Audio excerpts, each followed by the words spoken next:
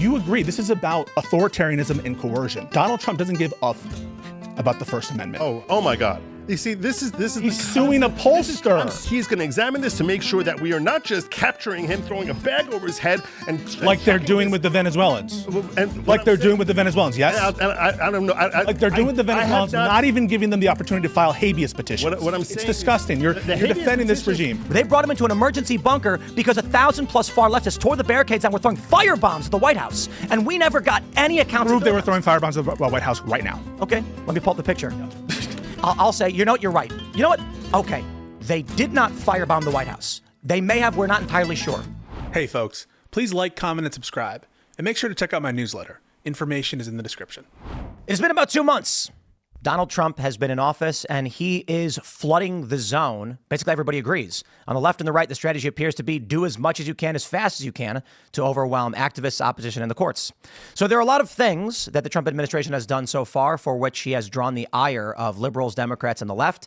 And we are going to debate these issues largely from a legal context. And to kick it off, I think one of the biggest stories we've seen in the past couple of weeks has been the deportation or the revocation of visas from students, from activists, protesters, and people with actual legal status in this country. Notably, Trump revoked the legal status of 530,000 immigrants who actually came here legally under a program started by Joe Biden. So we'll talk about that and a whole lot more. We got a couple gentlemen joining us to engage in this debate. Sir, would you like to introduce yourself? My name is Pisco. I'm an attorney. I do streams on YouTube. Pisco's Hour. Well, right on. Yeah. And what's your view? You love Trump. No, I hate Trump. I think that Trump is doing an awful thing to the Constitution. But in this case specifically, I think that there are a lot of conservatives that care about the First Amendment, or at least purport to care about the First Amendment. And there's on-point precedent from the Supreme Court that resident aliens get First Amendment rights. So why is Donald Trump doing the bidding of Israel and attacking the First Amendment rights of, for example, a green card holder who did nothing more than just, indicate their view as to, the situation in Palestine? It's completely unjustifiable. Right on. Sir, do you want to grab that mic and pull it up? Yeah, sure. All right. Is that better? Joe Neerman, a.k.a. GoodLawgic. I host a YouTube channel and Rumble channel called GoodLawgic. I'm a New York litigator who turned podcaster after COVID. I'm a massive free speech advocate, so much so that I actually sued Judge Merchan for his unconstitutional gag order of President Trump in pro se, in my own name, because I felt that the violation of his First Amendment right to speak was harming my First Amendment right to cover it as a member of the press. And I took that all the way up and applying to the Supreme Court. But on this particular issue, we're talking about Mahmoud Khalil, this is not a First Amendment issue. Sometimes a free speech issue is a First Amendment issue. Often it is, but this is not a situation like that. I look forward to getting into it with you. Right on. Well, everybody, make sure to smash the like button. Share the show if you do want to hear this debate, or if you think people should hear this debate, because it'll get particularly interesting. Not just the immigration issue, but of course, there's a whole bunch of other issues, as you already brought up with the courts and how it affects Trump and this country. But let's just kick it off, man. Tell us what you think. Yep. Let me give a little bit of context. So Mahmoud Khalil, he was one of the organizers of the protests we saw at Columbia. He had I believe it was a 2-year conditional green card, which got revoked by the State Department. He is currently pending deportation, but he's not the only one. I think there may be 4 others. These are individuals who are here on legal status with legal visas, who are now having their visas revoked and facing deportation. The Trump administration says that Mahmoud was engaged in activities aligned with Hamas, and that was a national security threat. So there's a lot more to the story, but why don't you tell us? Let's first start with what this is not about. It's not about criminal activity. It's not about alleged crimes. I think both of you can agree that we have to take the allegations of the government. We can't invent new rationales for why Mahmoud Khalil is deportable. Do you agree with that? Yes. Okay. So I don't want to hear anything from people in the comments saying he helped occupy, or that he's giving material support to Hamas. If the government does not allege that he's giving material support to Hamas, why should we at all assume that he is and invent new rationales for deporting him? And obviously there's no evidence that he's in connection with Hamas or giving any material support to them. So I think that the first point is some agreement that we only discuss the allegations and the actual basis of removability for Mahmoud Khalil. Well, I want to be clear before we begin this, so we frame our discussion in a healthy way. Whether we're talking about this from a legal perspective or from a moral perspective or philosophical American culture type of perspective, we can attack this as attorneys and talk about whether or not what's happening here and who's in the right and who's in the wrong. Or we can attack this as far as from a moral and philosophical perspective. And I want to make sure that we're both on the same page so that we don't jump back and forth, that I'll make a point about the law and you'll say philosophically that's wrong, or I'll make a point about philosophically and you'll come back to the law. So can we pick one? And because I'm sure that Khalil loses on any of those, any way you look at it, philosophically, legally, or as far as American more constitutional perspective, like what's a healthy philosophy of our Constitution, he loses every way. So you pick the direction you want to go, and let's go there. So to be clear, you're not willing to concede the legal argument here. Which legal argument are you That is referring the to? First Amendment argument. You're not going to concede it. That this is a First Amendment argument? You're not going to concede that Trump is violating the First Amendment by Not even close. Okay, No. so let's deal with that first, because I think you would agree that if you thought that the First Amendment was being violated by Trump, you would have to condemn him, wouldn't you? I would. Yeah. Yeah. Because the First Amendment's important to you. You just said that you went through all this I went litigation. all the way to the Supreme Court So personally. let's start there. And I think that would get into some, perhaps some philosophical territory. I'm not willing to shy away from that. I think it's also, a good idea, morally, practically, to have the First Amendment. But let's stick with the First Amendment. Okay. And so I guess my first question for you is, do you think Mahmoud Khalil, a legal permanent resident, let's take the strongest case, do they have First Amendment rights, yes or no? Quick caveat. He wasn't a permanent resident. He had a conditional 2-year green card. Sure. But do you want to assume for the purpose of the hypothetical that he is a permanent resident? No, I'm not assuming anything. Okay. Because you're saying he's acting unconstitutionally to change the nature of as far as what the actual set of facts He has a conditional green card, which basically means you have to, reapply after 2 years to get like the 10-year green card visa. But for all intents and purposes, he is an LPR, and he has the government has cleared him to stay in this country. He just needs to go through, a couple extra procedures to make sure that it's not a sham marriage, that kind of thing. Are you willing to concede the fact that he obtained that green card through deceitful and illegal means? No, I'm not. Not at all. That's a pretext. But why don't we stick to the initial issue, which is, does he even have First Amendment rights? Oh, so what I would say is the First Amendment rights that he enjoys, like any illegal alien, do exist and are not nearly the same level as the rights that an American citizen has. So to be clear, and I want to see what you think, you agree that LPRs, lawful permanent residents, even though it's conditional status, I understand that, have First Amendment rights. That is correct, right? I don't know. I agree that the Supreme Court has said that there is some level of First Amendment rights. But ask yourself this, why? Why do they have any First Amendment rights? Why do we give them civil liberties? Why has the Supreme Court granted them those liberties, which were created for the protection of American citizens? So why is it, and for the benefit of American, right? Because you recognize our government was created by, for, and of the people. It says we the people. And the people are citizens, correct? No, that's not true. The Constitution is clear where it wants to refer to persons and people and where it refers to citizens. For example, in the 14th Amendment, there's a privileges or immunities clause. It speaks about the privileges or immunities of citizens. When it's talking about the requirements for who's the president or for who is the senator, it says citizen. When it says, the right of the people to keep and bear arms, or for example, the right of the people to be free from, in their papers, persons and effects from unreasonable searches and seizures. That's referring to persons. And there was a concept of personhood that was broader than citizenship from the attorneys who founded this country and made the Constitution. They were smart people. So I just want to add, I actually agree. We've had this come up many times on our show. The 14th Amendment says all persons born or naturalized in the United States and subject to the jurisdiction thereof are citizens of the United States and of the state wherein they reside. No state shall make or enforce any law which shall abridge the privileges or immunities of citizens of the United States, nor shall any state deprive any person of life, liberty, or property without due process of law, nor deny any person within its jurisdiction the equal protection of the laws.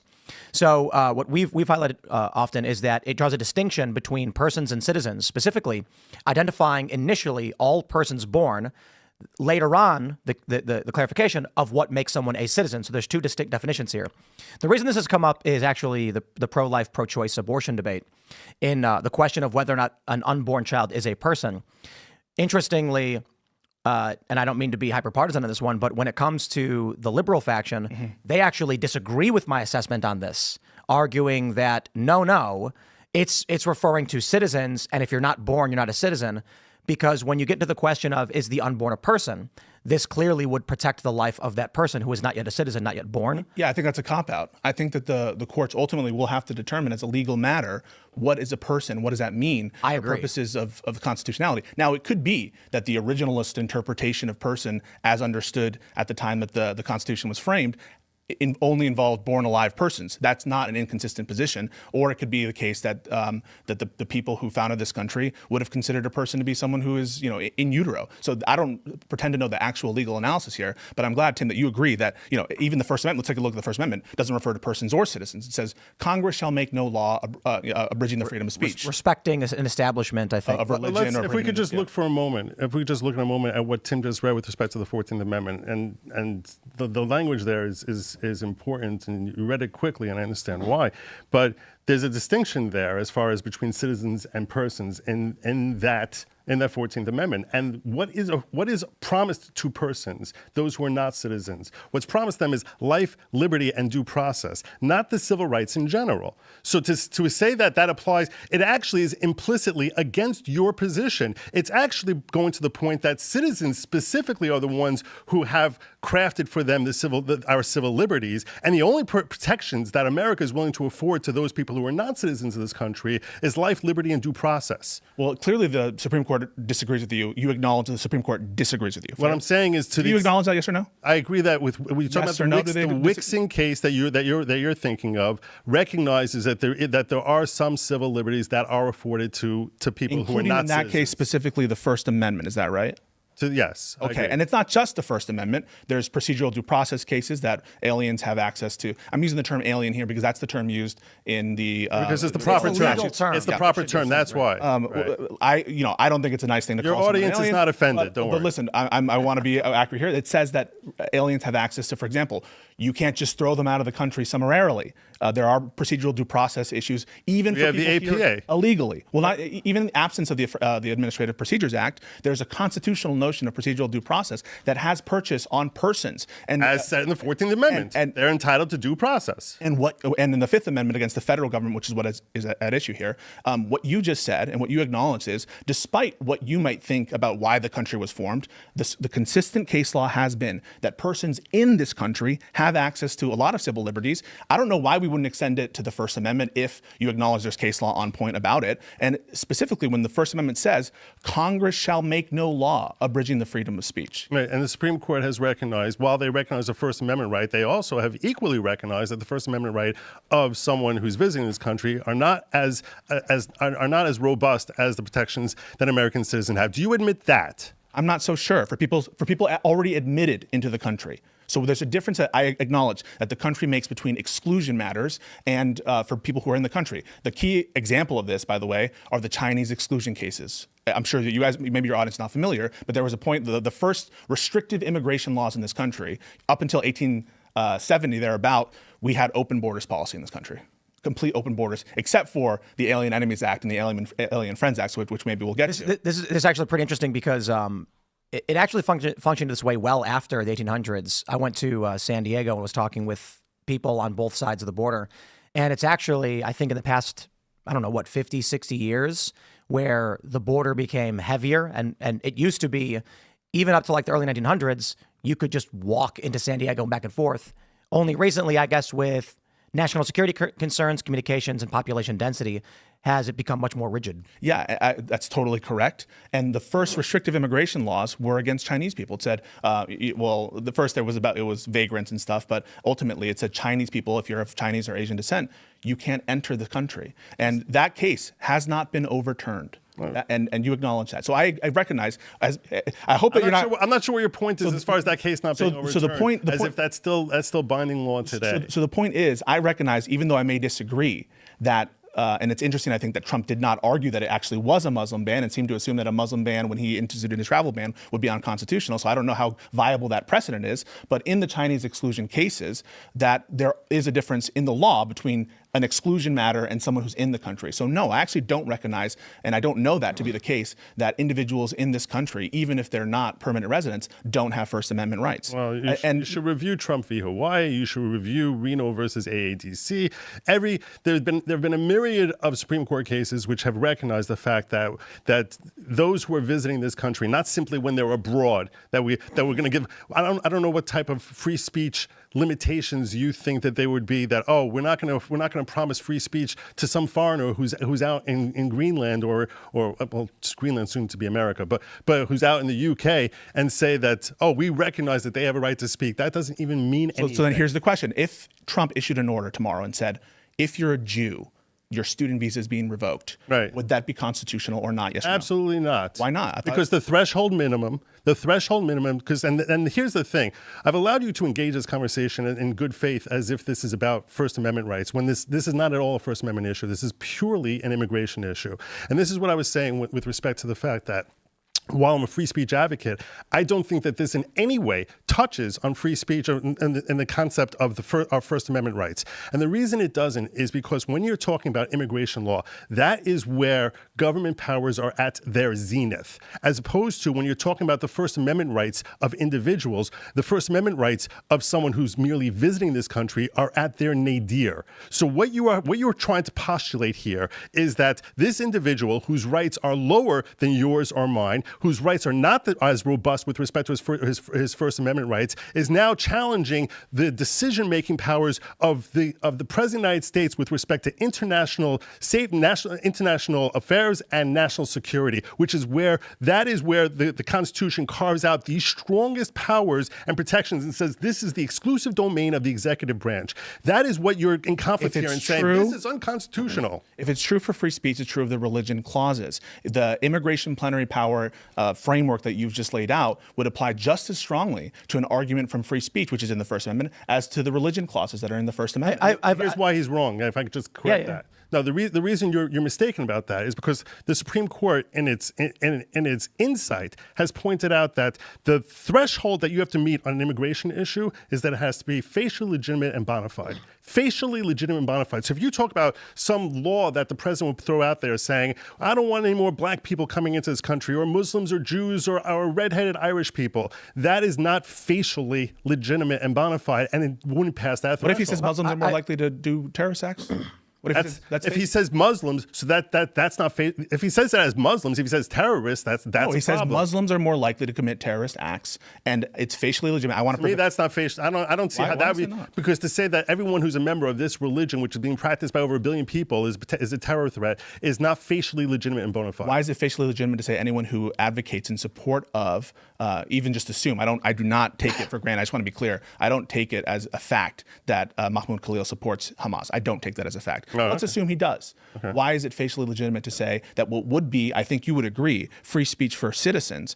I think you've agreed that LPRs have First Amendment rights.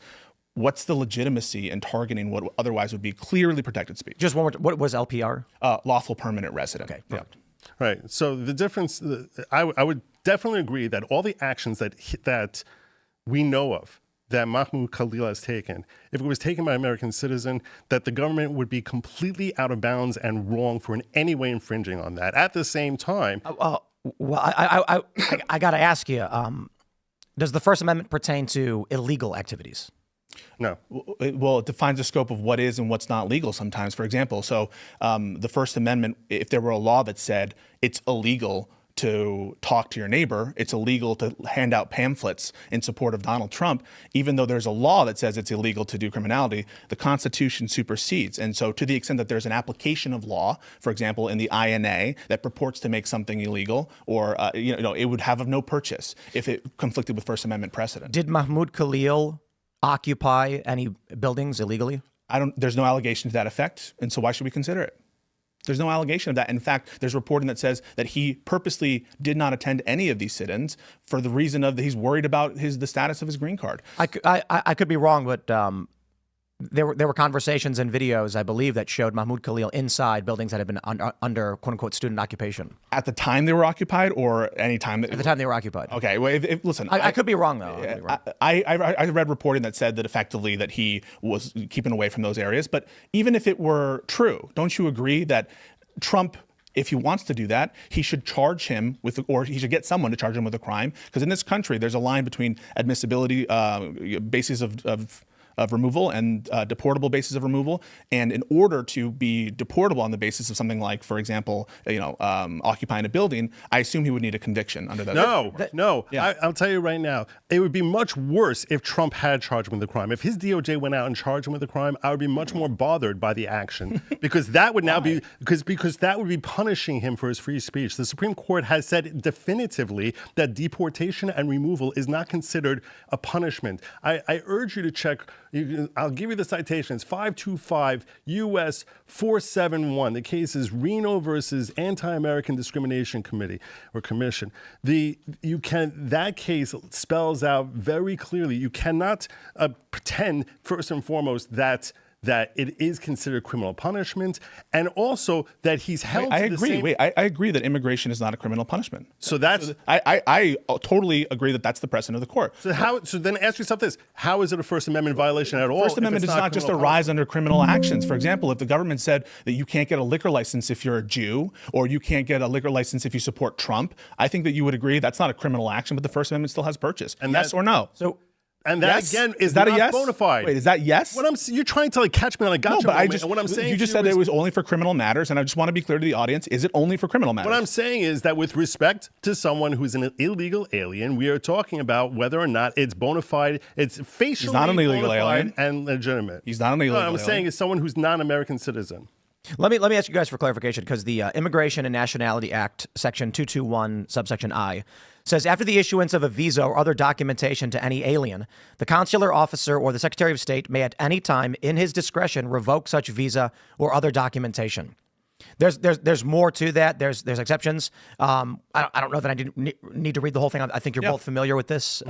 So how does this pertain to Mahmoud? Yeah. So there's wide deference in this country for the Secretary of State, for the Attorney General, for the Department of Homeland Security, for the President himself to make all kinds of decisions that would prejudice his right to be in this country. I don't deny that there's the case law is that there's no substantive right for non-citizens to be in this country, that Congress tomorrow could pass a law that says everyone who's not a citizen needs to leave. You don't have a substantive right to be here. But here's the question. Can you do it for illegitimate purpose that's reprehensible under the Constitution? Using the statute, not saying that the statute itself is unconstitutional facially, but as applied, could you say, for example, in my discretion, because you are a Jew, I am taking away your visa? The answer is no, right? Well, would you agree? So far, what I've gotten from what you're saying is that it sounds like the reason the Trump administration has not accused him of a crime pertaining to those protests and has simply cited national security concerns is to avoid a hearing based on the arguments you're making. Yeah, that's reprehensible, isn't it? Well, no. I mean, that's not what happens. Well, but the issue is, if it's true, would it be reprehensible to we're really doing this for the crime, but we're kind of sneaking it in? Wouldn't that be horrible? I don't know that they're actually doing it for the crime. I'm saying, if Donald Trump said we don't want people who are not citizens to try and influence our government. No. If it was a pretext, right? So if it were true that he wants to punish Mahmoud Khalil for actual criminal acts, but he's just trying to do it faster through this other method. Well, there's a lot in there. The word punish, for instance. If I don't want to ascribe anything, and what I'm trying to get at is, if Donald Trump were to say we need pretext to remove this man, he's going to find himself in 1A hearings. Would he find himself an enemy of you, or would you condemn him for coming up with pretexts to remove people or to punish people? But again, just to clarify, because I want to make sure we get the full point before we get into that. The issue appears to be that the Secretary of State has the legal right for any reason in his own discretion at any time to revoke an alien's visa under the law, but as applied, could they violate the Constitution? So I'll ask you, Tim, if he said, in my discretion, I'm going to revoke the visa because he's a Jew, you think that would be illegal? To revoke someone's visa for being a Jew? Correct. In the exercise of discretion, would you say, for example, well, it says he can revoke it for any reason. Would you say that's legal? It's a good question. What I would say is... You can say, I don't know. I do want to address it real quick because my answer is I don't know, because you have two areas. One where the law literally says for any reason, but then you run into the constitutional argument where that law can't be applied as it goes to the First Amendment. Yep. So Tim, I don't know. doesn't the threshold that the Supreme Court laid out that for some reason you just want to toss it, you want to just disregard completely when you give a crazy example of let's ban all Jews, let's ban all Muslims, let's ban all redheads, is that facially legitimate and bona fide? You seem to keep just walking, like dancing right past No, that, I'm not. Wait, I acknowledged that the your Chinese hypotheticals are a joke because of that. So they don't meet that very tiny threshold. So I want to be very clear. I started that entire conversation by saying the Chinese exclusion laws are still good law. And even though I don't necessarily agree with them. Wait, you think that Chinese exclusion laws are not good law? What I'm saying is that as of today, you think it's legal today to exclude Chinese people? Immigration lawyers cite that case repeatedly, all the time, with respect to these kind of issues with constitutionality. Che Jinping, Fang Weiting, these are cases that the Supreme Court is, they constantly are cited there. They have not developed anti-precedent status yet. And I wanted, because you accused me of dancing around that issue, I started that conversation by saying and recognizing the law, which says that by the law, those cases have not been overturned. What I said was that's an exclusion decision. That's an exclusion decision that's different than when you're in the interior of the country. So I have a question for you guys. And I have two questions. The first one's extremely obvious. If a black man walked into a bakery and they said, we don't serve black people, that is illegal.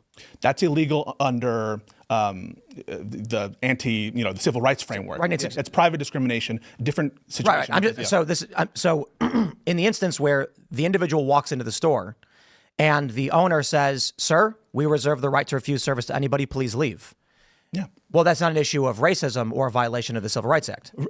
That's a great example, Tim, and I really appreciate it, because that goes to show you the extent to which the government actually has latitude in all kinds of. They could have done it through another means. They could have said, we're doing it because there's bullshit about the lie, which we can get into on your green card application. They could have found some other means. They could have charged them with a crime with a neutral ground, but they didn't. The reason they said it's because you support Hamas is because they're trying to signal, they're trying to bully private actors, just like they're doing with the universities, just like they're doing with the firms, just like we're doing with all these actors. They're trying to put a signal and say, hey, if you disagree with us on policy on Israel, we're going to make you hurt. And so you're right. If they actually thought he was a security threat, why not go through the other methods of doing so? But they said it specifically, and Rubio's coming out. So this is about the Jews? That's what it's about? No, listen, you agree. This is about authoritarianism and coercion. Donald Trump doesn't give a about the First Amendment. Oh my God. You see, this is he's suing a pollster. I'm so tired of leftists just coming to these conclusions as far as I can look inside his head and I know better than anyone exactly what Trump is really thinking, even though I've seen policy after policy that is issued that has had nothing to do whatsoever with reaching the conclusions I've reached. I'm still going to come out here and tell you, I know what he's thinking. He doesn't care about the First Amendment. He doesn't care about due process. He only cares about himself. You can see one piece of evidence after another about this, and you're going to come out there and you're going to say to yourself, oh no, I know better than you. Everyone else. Why? Because I'm sitting here on the outside. Even though I've been tilted and I've come across him every single way, I'm going to look at any way I possibly can to frame it against him. There is no other explanation. There is no other explanation. If they thought it was because of his criminal conduct, they would say so. If they thought it was, and now they have this bullshit pretext about after the fact. No, what they said was, let's look at what they did say. What they said was that we consider him a national security issue. What is this proper procedure to do under that issue, under that setting? And the proper procedure is laid out in the APA that I started with, that you wanted to just jump away from. The APA and the steps that they were actually taking was saying we're going to process him through an administrative immigration judge, and he's going to examine this to make sure that we are not just capturing him, throwing a bag over his head, and like they're doing with the Venezuelans. Like they're doing with the Venezuelans, yes? I don't know. Like they're doing with the Venezuelans, not even giving them the opportunity to file habeas petitions. What I'm saying, it's disgusting. You're defending this regime. Habeas petitions are not. You're not entitled to a habeas petition the moment you get arrested. But the DC Circuit Court of Appeals said.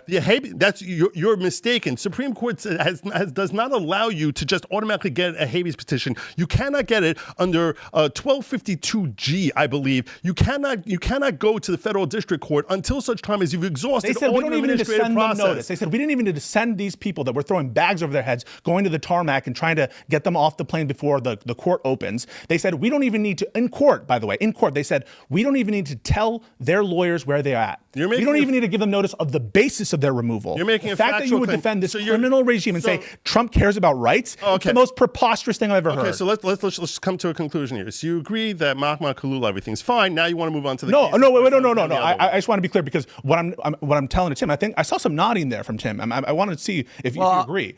Because you saw the nodding was the Israel stuff. Well, it seems like that is what he's trying to do. He's trying to signal absolutely 100%. So, but I'll clarify too, because you know what? One thing that frustrates me is there are I call them the Jews people, where they think everything's the Jews all the time. I think this is purely related to American foreign policy. I think this country wants to fund its foreign military operations. Israel's a strong ally. The U.S. wants to give them money, wants to be involved, wants military there. I don't think it's the Jews. I think it's a strategic location for U.S. Middle Eastern operations. And you've got these protests that are emerging and influence spreading across universities, which are counter to American foreign policy interests, largely that I disagree with. So I do think Trump is trying to send a message. That's why Romesa, I believe her name was. Yep. Ozturk, she had her visa revoked. I believe it was presumably based on a pro-Palestinian paper that was written.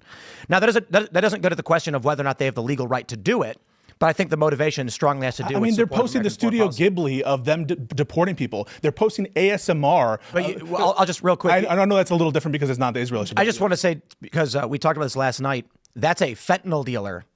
I understand, but the whole purpose is to send signals. I think Trump is trying to trick the left by doing that into defending one of the most I'll defend reprehensible people if it means defending our rights. Right now, yeah, I'll absolutely. But that's the point. You're not defending our rights. I am defending our rights. No, it's not our rights. Yes, it is. Unless you're here via green card or visa, you're not defending our rights. You are defending the rights that America decides to confer on people who are not citizens of her nation. But you just agreed that Mahmoud Khalil has First Amendment rights. You just said... I said they are limited First Amendment rights. What is the First Amendment? What kind of rights would it be that, okay, you have rights, but you can't say what we want you to say, otherwise we'll throw you out of the country? Well, in what sense is that a right? I have an honest question for you guys. I'll tell you. I'll answer. Can I answer his question? Yeah. How is that a right? It's a right in that he's not sitting in a prison. And I don't want him... And if he's sitting in a jail right now. No, what I'm saying is that's a detention awaiting for processing... Cold comfort. What's cold comfort? Cold comfort for his wife, who is now 8 months pregnant and didn't even know where he was, and obviously and has a kid on the way, and is trying to get information from the administration on where he is. I have a question for you guys. The Constitution applies to non-citizens. Yes. The Bill of Rights do. Can they buy guns? As honest question. I don't know if they can. I think the Second Amendment, as interpreted by this court, I don't necessarily agree that Do it. Wait. Do it. I don't. Do it. Wait. Whoa. Listen. Second Amendment. Tell me they can buy guns. Second Amendment. That's right. Load them up. The Second Amendment is based. And listen, and I don't necessarily agree with the court's interpretation as applied in Heller and in the follow-on case McDonald, but that is the precedent of the Supreme Court, and it says the right of the people to keep and bear arms shall not be infringed. That's people. And the same logic that would protect non-citizens with respect to searches and seizures, which would protect them for torture, right? You agree that the government can't inflict cruel and unusual punishment to illegal immigrants. Do you agree with that? Absolutely. You agree with that? Do you agree with that, yes or no? That they can't torture illegal... They can't torture illegal immigrants, right? I agree with that. Okay. And so you also agree that they can't be subject to unreasonable searches and seizures, right? Fair? That's due process. Okay. So why would they not be protected by the Second Amendment? Yeah. I mean, yes. We've bumped into this one quite a bit because, I've known for some time that the Constitution applies to all peoples here. And the reason that it does, and you guys correct me if I'm wrong, is that if the Fourth Amendment didn't, there'd be no Fourth Amendment. They'd be able to say, we just think you're not a citizen, so now we're going to raid your house. Yeah. So no. You can't raid someone's house just because you're not a citizen.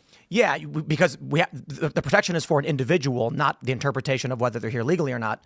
And so the question then comes to guns, because Second Amendment says the people. So I'm like, can illegal immigrants buy guns in this country? So I want everybody. You're saying when it says the people, that's a limitation that carves out. Mm-hmm. So you're saying because that the Second Amendment says. I never really considered Tim's question before. I think it's an interesting question. And think about the recent precedent. I need to explain to you where I'm coming from with respect to this, with respect to illegal aliens, because I do believe very firmly that our Constitution, when we're first forming our government, our founders have in mind, why do we have a government in the first place? It's in order to help facilitate and secure the safety of our people. But we have this grave concern, and that concern is very obvious based on history, that once you put a government in power, however that government is run, whether it's democracy or something else, that and invariably they're going to crush the people. So we're going to set up not a democracy, which we're not at all a democracy, we're a constitutional republic, and that constitution will safeguard the individual from the powers that this group of individuals has given the government. And the reason we have this government here is to basically keep those citizens safe from outsiders, so we don't have sounds like a liberal bans. Justice, because what you're saying is that there's a general purpose for general welfare. What I'm saying is, I'm going to interpret these words transitioning- however I want. I'm switching into the constitutional theory, not based on like this case here or that statute there. I'm just analyzing now. I asked you in the beginning, let's talk about the law.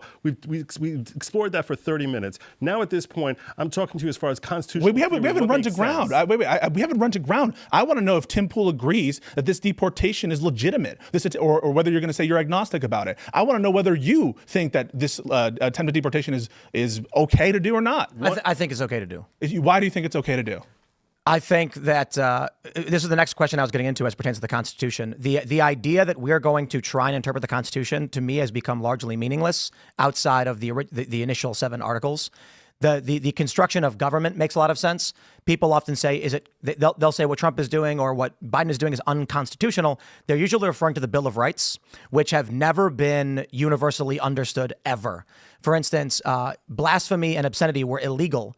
Were literally after they ratified the Constitution. You walked outside and screamed obscenities, you'd be arrested, literally arrested. George Carlin was arrested in the 70s for swearing. Like there was no universal. There have been bad times in our history where we have not been true to the Constitution. No, but John Adams passed the Sedition Act, where it literally was a crime to insult the president. All right, so and then it got pulled back. Correct. So my point is, as it pertains to the Second Amendment, our current understanding is a complete inversion from every different period throughout various generations of different moral worldviews. Notably with DC versus Heller and then McDonald v. Chicago is when we started to get the actual, you can actually have guns. So it was surprising to me to actually learn this in the past few years, because I didn't really pay attention to the gun stuff. But I looked at the map of the right to keep and bear arms pre-Heller didn't exist in this country despite a Second Amendment.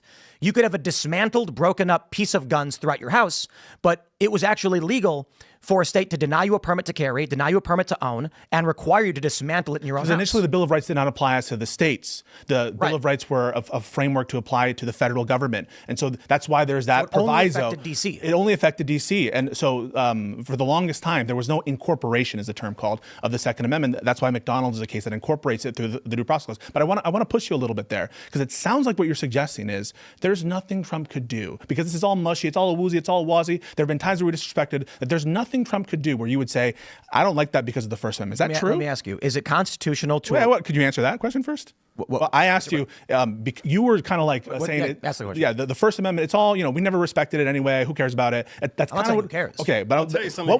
What would it take that for Trump to do where you would say, okay, because of the First Amendment, this shit is but I'm going to call him out for on the First Amendment grounds? Is there anything he could do where you would call him out for First Amendment grounds? So the presupposition there that I have an issue with is First Amendment grounds. I think the real question is moral grounds. And I don't care about the Constitution. I care if he's doing something wrong. So even if the Constitution allows him to be evil, I'm going to call him out for being evil, if it's Trump, Biden, or otherwise. And if the Constitution says something, for example, that says, for example, because you don't care about the Constitution, he can't. I do care about the Constitution, but you only care about the non-rights portions of the Constitution. My point was the Bill of Rights have been applied by those in whatever way they interpret, and then when it gets challenged to the courts reinterpret or interpret in whatever way they care about the constitutional rights or not. Absolutely. So if you care about the constitutional rights, don't you care as I interpret them? As you interpret them, and you interpret them differently. I interpret them differently. But for example, is it cruel and unusual punishment to put a male person in a female prison? For whom? For either. I think that it could be if you can show, for example, could be. We have a problem right now. We don't have a definitive understanding. So it depends, because you're going to need to do research on these constitutional principles to see, to what extent is it the danger to the person that you're putting in the female prison. As I understand it, there's not an epidemic of abuse from trans people in female prisons to the female individuals. That the more likely situation. Wait. As I understand, I'm not trying to open that issue for debate. The point of contention was it's a difficult issue. Exactly. Yeah. There's an Eighth Amendment, and we actually don't know how to apply it to certain issues affecting us. Here we have something clear, right? Here we have something clear. You think if an American citizen did what Mahmoud Khalil did, do you think that he should be able to go to jail under the First Amendment? If he was occupying a building, yes. No, put that aside, because we have to put that aside, because the government's not alleging that, right? So if all that's being alleged is an American... He leafleted for Al-Aqsa flood. Okay, but, That's what but that an was American the first citizen one. can do that, right? Indeed. And if Trump threw an American citizen in jail or said that you can't get a liquor license because you did that, something that's perfectly constitutional, would you call him out for First Amendment violations? Yes. So the only difference here is whether or not he's a resident alien or whether he's an American. That's really the only difference. Absolutely. But you just agreed, didn't you, that resident aliens have First Amendment rights? No. And as he pointed out, they're limited, and that's why I asked the question about guns and cruel and unusual punishment. You agreed in the guns context. You said, of course, it's natural that you have gun rights. And so it seems like you're granted in the guns right. In fact, that's a hot take, and it's one that I respect you for. But why wouldn't you grant it in the First Amendment context? Like I already mentioned, we could not sit here and define what cruel and unusual punishment is as per the Eighth Amendment. So you're going to assert there are certain. So the argument really just boils down to my moral worldview. That's the issue I take with the Bill of Rights and how we interpret them. As you guys are all citing legal precedent, saying the court said this and the court said that, I'm sitting here being like, the only thing that really matters is whether the majority body politic determines it to be moral or not. So, for instance, when it was a predominantly Christian nation, if you blasphemed, you'd find yourself in jail. If you went in public and started cussing and swearing, you'd find yourself in jail. But as we've shifted away from that moral worldview, you can now go on television and cuss up a storm like South Park did, counting how many times they swore on TV. These things change dramatically. Right now, as a society, we don't know. You've got the conservatives saying, and I use this because it's obviously a hot button issue. A judge just ruled that Trump must return two biological male individuals to a woman's prison. Women there are upset. And liberal activists say putting transgender individuals who are undergoing, who are affirmed, HRT, in a male prison is cruel and unusual to them. Conservatives argue the inverse. There's not going to be an accepted moral worldview between the two political factions in this country on that issue. But I just want to take an issue with the premise there, because you said what ultimately is going to be protected by these rights is going to be determined by the body politic. I think that's crucially misunderstanding the purpose of the rights. These rights are meant to apply as to the majority. I know. The reason that they're so difficult to get rid of is because it's supposed to be protection against the excesses of a majority. And there's some ANCAPs or anarcho-style people here that I met who sound like really nice people, and they understand this, right? And if you're an anarcho-capitalist, you understand this. That there are abuses that the majority of the public can do. And the rights are to stand in contradiction to what general sentiment is and to say, no, even if Congress wants to, right? Congress shall make no law. So even if Congress would like to violate the First Amendment rights of Mahmoud Khalil, they can't. That's what the First Amendment is meant to protect. And they over and over again, they violated every. Don't we have a requirement, just like in the Second Amendment context? And you think the Second Amendment is important. No. Wasn't it important for the Supreme Court to say, in your view, that there is an individual right here associated with gun? What does infringe mean? Infringe? Yeah. It's going to be different. The right to keep and bear arms has been infringed every possible way. And we're supposed to sit here and say we have a Second Amendment. We don't. The First Amendment, they've made. How many laws are on the books pertaining to speech, religion, or otherwise? There's a ridiculous amount of them. But is that just an excuse not to ever think about the First Amendment? No. It's a moral philosophical point that this country tolerates what violates the Constitution if it applies to the majority, and that's not correct. There are clear cases and there are unclear cases, right? There's a clear case of Second Amendment violation that says no, every gun ownership, that's a crime. You would say that's a clear case that reasonable minds can't disagree about. Or you're arguing extremes instead of what we're actually doing. No, but what I'm saying, but your framework where you're saying, well, who knows because the Congress is always violated, that's an excuse to never apply the principle, even in clear cases. And here we have a clear case where you acknowledge that the First Amendment as to citizens would protect this conduct. And in fact, you would criticize Trump if he went after citizens for doing this conduct. You've also accepted, I think, as a maxim or as a general principle that resident aliens do have First Amendment rights. And so why does that not follow? Why doesn't it? I mean, I'd like to have... Okay, sorry, my bad. Well, let me make one more point on this. Yeah. The reason I asked the question about a black man going into a bakery, the baker can say to him, I'm sorry, look, we reserve the right to refuse service to anybody. Goodbye. And what can you really do? Often in these circumstances, individuals who feel aggrieved will sue anyway, and they'll often win. Even if it actually isn't the case that the person was discriminated against based on race. The issue then becomes to be racist, simply just don't admit you are. So what we have here is the INA allows them to deport Mahmoud Khalil. And so I shrug and say, change the law if you have an issue with it. But for the time being, there's nothing else to be done. So if they said national security threat because he's a Muslim, we're deporting him, would you say the same thing? That's the point I made about the bakery. So would you say no. that? Why wouldn't you? So this is the problem with the law as it is written. I completely think it is screwed up and makes no sense. It results in people who are not racist being accused of racist and racists actually getting away with things they're not supposed to be able to get away with. If so this is New York City has human rights law that protects 31 identifiable genders. It defines in their human rights code, gender identity is self-expression. Mm-hmm. So I called a human rights lawyer, 3 of them actually in New York. And I said, I'm trying to get an understanding of how this law would actually be applied. It says that the clothing you wear, the name you call yourself, you cannot be discriminated against in public accommodation based on these characteristics. They all agreed, yes. I had the law in front of me. I said, so if there is a clearly identifiable biological male wearing a dress with lipstick on who calls himself Susan and says he's a her, they cannot discriminate. This person gets hired for a job. They're allowed to wear female clothing. Absolutely. I said, okay, what if someone dresses up in a fursuit, a furry, and they refer to themselves as Vociferon, Herald of the Winter Mists? I'm intentionally making it Absurd. Yeah. Right. They all said the courts would laugh that out of the courtroom. You'd never get through. They would fire you in 2 seconds. I said, why is a judge allowed to laugh at an individual's identity that the law supposedly protects? And they said, because the judges can interpret as they see fit. And I said, then there may as well be no law at all. I know, but that's the conclusion there. That can't be right? Because what you're saying is then judges can't interpret the provision of the INA. A judge is going to laugh at a trans person. Okay, but then you're not stating your position. You're just stating basically it's a real fact that judges are going to do what judges are going to do. My position is this will go to a hearing, and the INA gives Secretary of State the right to deport, and I don't see any reason why they can't do that. Okay, but my question for you, which you dodged, and I'm going to ask it again, is if Trump said we're deporting him because he's a Muslim, you would say I said yes. Wait, so you would not condemn Trump for that? No. You asked me if Would you condemn him for it? Let me slow down. Yeah.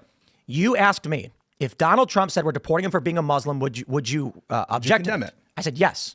Okay, why would I didn't dodge it. I literally said okay, yes. so why would you not condemn him? So the First Amendment says Because he's not saying it's because he's a Muslim. No, I understand that, but this is why. The First Amendment says Congress shall make no law respecting an establishment of religion or prohibiting the free exercise thereof. Presumably, you would condemn him for violating the First Amendment, for violating the religion clauses of the Constitution, wouldn't you? Yes. And The First Amendment also says, do not abridge the freedom of speech, Congress. So by the same provision, the INA that you cited, that says he gives them the right to do it, you would condemn Trump if he cited that provision and in part of his rationale, he said, well, because he's Muslim. But if another part of the First Amendment is invoked as a rationale, now it's different. And now you're not applying that. And my position is, and has been on the Mahmoud Khalil case, is that claiming he's aligned with Hamas is the stupidest thing I've ever heard. It's ridiculous. However, the INA says they can deport non-citizens. But it also says that if they were to put up the rationale of Muslim. But you will condemn one and not the other. Explain that. No. I literally condemned both. I said claiming that he's aligned with Hamas is stupid and wrong. But Should he be deported because he... Sorry. So if Trump actually initiated deporting proceedings, so what I understand is you have not condemned this deportation proceeding. You haven't, but you would condemn a hypothetical deportation proceeding because he's a Muslim. No. Slow down. They can deport anybody they want. On any basis. And It literally says that in the INA. And you wouldn't condemn it. On any basis, and you wouldn't condemn it. On any basis, a little bit too absolute. I'm sure there's some rationale where I'm going to be like, a guy discovered that Trump punched a baby, so they deported him quickly. I'd be like, whoa. So would you condemn a deportation proceeding that was based on religion, even notwithstanding the fact that No. You wouldn't condemn that? I would. I'm trying to explain. Yeah. Slow down. If he said, I don't want a Muslim, get him out of here. I'd I say, don't want a black. Get him out of here. Whoa. What do you think? Like, that's crazy. That's a stupid. You can't do that. That's not a real reason. That's the rationale. And then we go to the INA and I say, oh, Congress passed a law saying they can deport anybody they want for any reason at any time. They haven't done that. I don't agree with your reading of the INA, but I just want to be... I'm assuming... Correct me if I'm wrong. It says at his own discretion. It says every alien... Oh, so this is... you're looking at section 222... 221. Subsection I. So after the issuance of a visa or other documentation to any alien, the consular officer or the Secretary of State may at any time in his discretion revoke such visa or other documentation. Notice of such ratification shall be communicated to the Attorney General, and such ratification shall invalidate the visa or other document from the date of issuance, provided that carriers or transportation companies... Okay, so all that other stuff. So the other stuff is related to like... Go upwards. Does this apply to LPRs? Yes. Yes. Go upwards. Yes. This is... But even... So go up. Go up to the top of the section. Where do we have? Here's where you have a problem, Pisco. Yeah, what's the problem? It's that He's held the same way that he can be denied a visa. They're held this, and the Supreme Court says you can hold them to the same standard with respect to maintaining that visa or green card. You cannot lie on it. You cannot say on a form, I'm not going to do this, and then if it turns out that they change the status, or in the case of Mahmoud Khalil, where they actually lie on their application for one reason or another. I don't know if that lie was because they were afraid of further investigations, which would clearly throw them out. We don't know what the issue is, but at the end of the day, you're held to the same standard while you're residing here until such time as you are fully naturalized. Once someone is naturalized, and I believe this in my heart of hearts to be both constitutionally correct, morally correct, and legally correct, once someone is fully naturalized and becomes an American citizen, that blessing of that work to attain that is conferred upon them the very special status that America affords her own citizens. And that status does not get afforded simply because they filled out a form and managed to get a visa or even a green card. Joe, I like you. Oh, I'm so glad. I like you.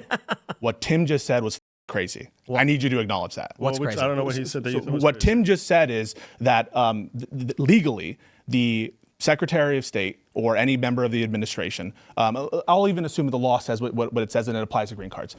For any reason, they can deport any alien. I think the threshold is literally what a threshold I've said now 4 times, which is facially legitimate and bona fide. He said he would not condemn a deportation. That's his moral. That's his moral. That's his morality law. What's crazy about me saying America's for American citizens? What about no, I'm not saying that is crazy for you to say America's for American citizens, but I think that what America is defined largely by the Constitution, right? America is not just a geographical space, right? It's also this pronouncement says, we the people of the United States are enacting, right? We are actually doing something here with the Constitution. America is defined by its Constitution. So for you to say something like, yeah, Americans for American citizens, well, part of what America is the First Amendment. And so I respect what America is and its highest ideals. And that would be, even if I think that America in principle should cater to citizens more, if America does something that violates its principles, like discriminating on the basis of religion, why would you? I would call it out. I actually think when you map the political conflict we've had over the last 15 years, you come to realize that none of this is actually true. Neither faction really cares about any of the constitutions, the Bill of Rights, the laws. It is simply a moral worldview in battle with another moral worldview. A few examples being the liberal faction consistently trying to take away our right to keep and bear arms in various degrees, arguing that only militias can have them, that supporting assault weapons bans and calling for them more and more. That certainly violates Second Amendment. Then you've got the First Amendment as it applies to, we have a right to free speech. It's interpreted a bit beyond government passing a law with respect to an establishment of speech, because it actually restricts the government from using existing law to enforce against speech. But then you have, again, for the past 10 years, the liberal faction trying to use private equity and private resources to shut down the politics of their political opponents. Did you call that out? I absolutely did. But see, that's my moral worldview. So when I say people have a right to express their political worldviews without fear of violence and harm, what are we dealing with right now? There is no reality where I am going to stand in defense of the moral worldview of the left that are firebombing Tesla dealerships in wanton destruction of vehicles. And then they come to me and say, how could you not support Mahmoud Khalil? I'll be like, listen, the moral worldview you guys live in is might makes right like the Nazis. Okay. So you can make any argument you want to try to appeal to my view of the Constitution. And I'm going to say demons get no quarter. So you're not going to stand on business because you hate the left? You hate so I want to be clear. I condemn the Tesla bombers. That is reprehensible. I don't agree with terrorism in this country. I'll call it terrorism. And I'll say, yes, that is terrorism. I condemn it. I think it's horrible. Yep. That's me calling out the left. Why would you say, I think that MAGA and what Trump has done to this country is a disaster. Is it unconstitutional to arrest a person's lawyers when they're facing criminal charges? No. Why would it be unconstitutional? So if a person is criminally charged, right? Let's say he's indicted, a mobster in New York. Yeah. He hires a lawyer. Mm-hmm. The lawyer starts drafting his legal defense, and then the AG of New York goes and arrests his lawyers. Depends on what's RICO. If the lawyer shot someone, you would no RICO. Okay, so let me finish my question. They go to the lawyer and say, you're working with the mobster, we're giving you 2 counts of RICO on top. Oh, no, so sorry. So there you have a question of interpretation of RICO. Can RICO apply to legal lawyers. advice? Okay, and in that case, I'm going to have an issue with criminalizing conduct that amounts to legal advice, genuine legal advice. Like when they arrested Trump's lawyers in Wisconsin and Georgia. So I thought you. So and he gets disbarred for I just want to be. I just want to be clear. There can be, in the course of pretending to give legal advice, if you are in a conspiracy to do some other crime, you would agree with this, right? If a lawyer says, I'm giving you legal advice because I actually want you to do this crime, that's not protected, correct? I don't know. So you answer that question? Well, so hold on. I asked you a question. Yeah. So I said no. Okay, so when Jenna Ellis got arrested on 2 RICO counts, She's part of a conspiracy to steal the election in 2020. you see, that's the point. You decided to interpret legal advice as a crime. No, because they're Sure did. Hang on a second.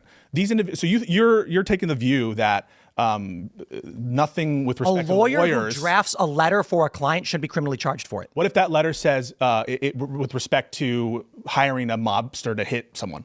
Would you say that? A lawyer participates in the Sorry, I'm going to ask the assassination. question again. If the lawyer drafts a letter to a mobster to get someone assassinated, would that be protected because it's a lawyer who drafted it? Just for clarification. Yes or no? I need to clarify what you mean. You're saying the letter would instruct or attempt to bring a person into Either, both. Let's do the 2 examples. You can answer both. One is it gives advice for how to get away with hiring a mobster, or it says these are instructions for hiring this particular mobster. Wait, I'm going to get an answer to this question. Wait, here's why you don't deserve it. No, I'm going to get an answer. I'll get an answer. I don't want to speak for you. I'm just telling you this is why this is the disingenuousness with which you're addressing this. Because when we're talking about Mahmoud Khalil, you talk about things that he likely has done, and you say we can't bring those facts up because he's not charged by the government. So we have to pretend that those facts had not happened and say that even if he's engaged in those, well, that doesn't count because after all, he's not charged with them. He's not charged with it. We have to pretend that these things never happened. And that's when we're talking about addressing wrongs committed by someone who's associated with the left. When you're talking about Jenna Ellis, you're saying, and you're trying to theorize how her legal advice could somehow morph into being something that's illegal and would deserve for her to be charged as a conspirator and a RICO charge. You actually have to invent some crazy thing. Not that anyone believes You're not following the conversation. conversation, Joe, with I am respect. You're following not the following conversation it. No. perfectly. What I'm saying is it's disingenuous. The disingenuousness comes from the fact that when it comes to analyzing the left, you refuse to deal with facts that exist as they are and says because that's not charged, we can't talk about it. When it comes to analyzing the right, however, you think it's totally fair to try and impugn their behavior, their conduct, and saying, well, it could be if they would have done this and start inventing brand new hypotheticals as a way of trying to now attach some possible culpability to the actions that they took. Tim is attacking my consistency. In essence, he's saying these rights are ephemeral. These rights are kind of contingent. your view of them are. I think you've concluded that. Well, if I were to cite Supreme Court precedent, would you say they're ephemeral? Which Supreme Court precedent? Here we have the case of Bridges versus Wexon that says that resident aliens have First Amendment rights. Sure do. How does that apply to the INA? Well, even as against the INA, that was a case. Now it's a pre-INA case, but if it would be no different. So it's superseded. We need the Supreme Court to rule on this how it applies because it came after the fact. These particular facts and circumstances, there's no on-point case that specifically defines this case. And any lawyer worth their salt can find some way to distinguish a case and say, this is on Wednesday, not Tuesday. But I want to defend, because he's attacking me saying I'm dodging things or I'm okay with one hypothetical and not the other. That is completely not true. So Tim is... Did Jenna Ellis commit a crime? Absolutely she did, yeah. What did she do? Yeah, so she conspired to get these false slates of electors and by being part of a conspiracy, a criminal conspiracy. Whoa. Wait, no, it's what not. Did she do? Do you know what a conspiracy is? What did she do? A conspiracy. You know what a conspiracy? What did she do? Do you know what a conspiracy is? What did she do? So there was a criminal meeting of the minds, an agreement. Okay, so do you agree that conspiracy is a thing? Are you going to answer the question? Yeah, so I said criminal conspiracy. Was that an answer? What did Jenna Ellis do? You are deflecting. No. So I said criminal conspiracy. Is that an answer? What did she do? So she had an agreement with Donald Trump and other co-conspirators to steal the 2020 election in Georgia, in the case of Georgia. What did she do? She had a criminal conspiracy. That's circular. You're saying she was not. Hold on. You're saying she was charged with conspiracy because she had a conspiracy. No. I'm asking what actions she took that violated the law. Yeah. So the action of the overt acts of communicating with other members of the conspiracy, helping them, giving them resources. That's not what she was charged with. No. She was charged with conduct related to the attempted theft of the election. And I don't, as I sit here, I don't know the. It was for drafting a letter. Facts. Yeah. So requesting like legal documents from the state. Requesting documents. They said was in furtherance of the conspiracy. Requesting documents to get fake slates of electors and to try to steal the election. You see, again. Yes or no? This is where the debate usually stops. Why? In the 1960 election, I've had this debate 800 million times. JFK, Nixon, the uncertified slate was sent for JFK, even though the election had already been called. They did not resolve the case until after the count had the safe harbor provisions, but they decided we're going to send an uncertified slate anyway, and it was never considered fake. Now, if there was Supreme Court precedent set after the fact that uncertified slates of electors, meaning electors that were not duly elected but were submitted anyway, if they set precedent saying you cannot do this and Congress passed a law saying this is expressly illegal, I'd agree with you. But they didn't. So the legal theory that emerges in the 2020 case, though I disagree, I think Trump lost.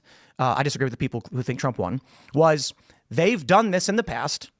Why don't we have our electors submit before the safe harbor provisions, just like they did in Hawaii?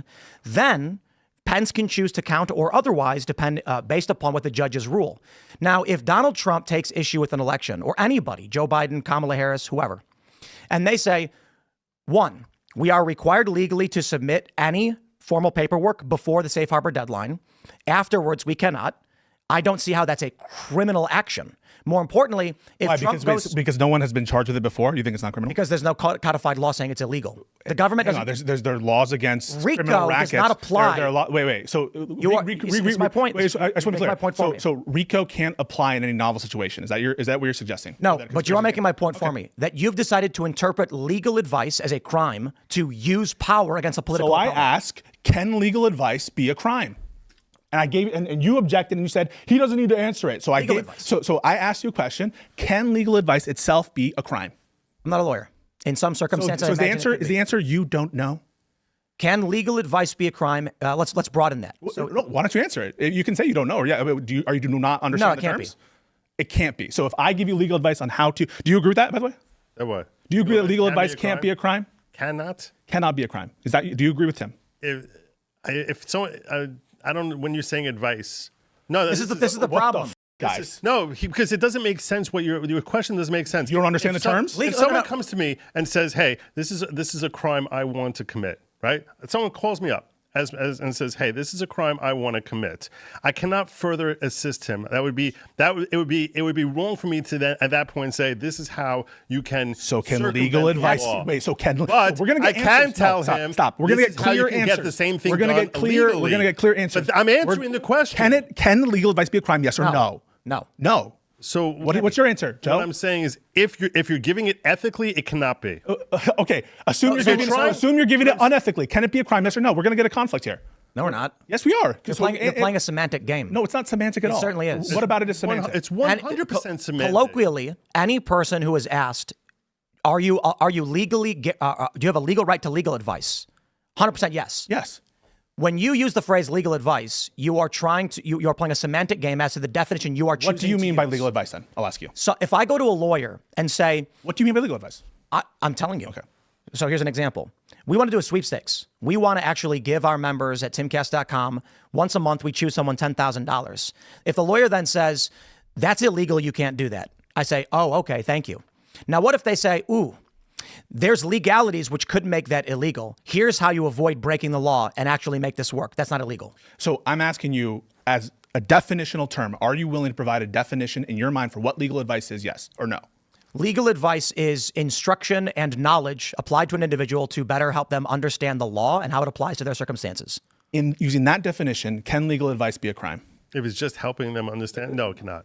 Helping them with the purpose of, so I'll just be clear. Using that definition, providing legal advice for the purpose of helping someone carry out a crime. No, I didn't say that. No. He used a broader definition of legal advice. Okay, let's try again. Let me try again. Go for it. Here we go. Here's why you're wrong. Yeah. So a guy calls his lawyer and says, hey, man, I need money and I'm trying to figure out how to get it. If I were to go to a guy and point a weapon at him and say, can I borrow $50? Is that illegal? And the lawyer's going to go, yeah, that's illegal. You can't, that's you're robbing them. You go to jail. Really? What if I just like put my hand in my pocket so it looked like I had a gun? You're still robbing them. That's illegal. Interesting. So I can't do that. No, you can't. And if you do something like that, you'll go to jail. All right. Thank you for the advice. I'm going to construct my actions now in a way that applies to the legal advice you gave me to help me carry out that crime. No, hang on. A lawyer going to jail for that? So what if the intention of the lawyer was to further that crime and make it more likely? You're a mind reader now? No. In the criminal law, we do this all the time. It's called mens rea. Indeed. One of the biggest things that you have to do as a criminal lawyer is, if you're a prosecutor, is to prove mens rea. So I'll ask you, what if the purpose of the lawyer was to actually get him to commit the Like robbery? Saul Goodman. Yeah. Wait, but I'm going to get some answers from you guys one of these days. So if the purpose... You give answers every time. If somebody dodged a question, I answered yes directly. If the purpose of the advice is to further the crime, to make it happen, to have the outcome happen, that legal advice? Can that be a crime? It is no longer legal advice. It is criminal advice. So what you've done is you put in your definition of legal advice. You're saying legal advice by definition can't be illegal. And if your definition of legal advice says it can't be illegal, then I guess you're by definition correct. But most people's definition of legal advice doesn't include, it has to be legal advice. Do people have a constitutional right to counsel? Yes. But that means they could be providing illegal activities to a defendant. They could be. So people have a constitutional right to some illegal activities? No, well, so they have a constitutional right to legal advice, but doesn't mean that this is the semantic issue. No, it's not semantic. I'm happy to answer that question. They have a legal right to legal advice, 100%, to access and retrieve that legal advice. That doesn't mean that the advice they receive can also be a crime. There's no contradiction there. Agree? So the challenge... Wait, do you agree there's no contradiction there? No. What's the contradiction? When we refer to legal advice, we are not referring to engagement in criminal activity.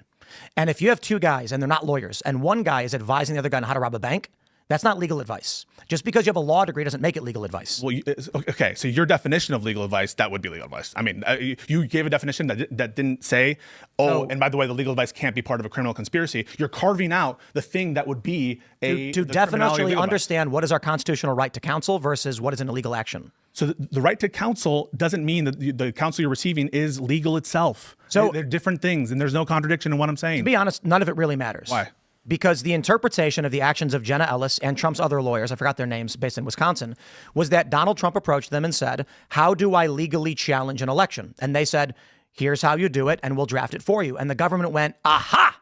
We think that's a crime, so you're under arrest. All right, so let me change that. It's only hypothetical just to make sure that this principle is being applied consistently. Let's say that Jenna Ellis said, okay, this won't work. What you have to do is you have to order the military to seize the halls of Congress and hold at gunpoint all the Congress people. And that will be, that way it'll just be the best way to do it. That's an absurdity. No, you can say it's an absurdity. It's called a hypothetical. And you provide hypotheticals to people. Are you going to say you're not going to answer it? Unprecedented absurdity without codified law. Wait, are you going to answer it, or you're going to say it's illegitimate, I don't have to answer it? I'll answer any question you ask. So if the question is... If the Marshmallow Man showed up, okay. Trump should call in the Ghostbusters next? So if Jenna Ellis said something to the effect of, the best way to do this, Donald Trump, is and she wanted this to happen, right? Is for you to actually go with tanks into Congress, hold up some Congress people, kill them if you don't want, if they're challenging you. That way you head off any kind of impeachment. So you're saying she instructed them to murder people, to arrest people, to seize it and murder if necessary. In what prospect of law can you go to a court and murder someone in the middle of a hearing? No, you're saying the best. So this is why it's legal advice. She says one thing that could stop you from stealing the election would be if they held impeachment proceedings and immediately impeached and removed you. So one way to head that off from a legal perspective would be if those people could not attend their sit-ins, and I'm just letting you know, it would be really convenient if you killed them. And I want you to do that. So instructing someone to commit murder is legal advice. I'm asking, that is not legal advice. If you said, for example, in order to prevent this bad outcome, this bad judgment, you should kill you should kill a witness. But there's no function of law where you're allowed to do that.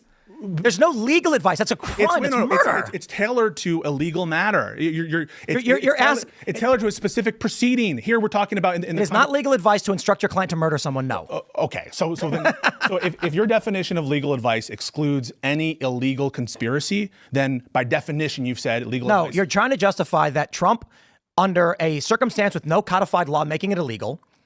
Where you're backing up. We're in very specific territory right here, Tim. And the specific territory is... Where in the law does it say you cannot send in your slave electors before the safe harbor deadline? Why should it have to say that?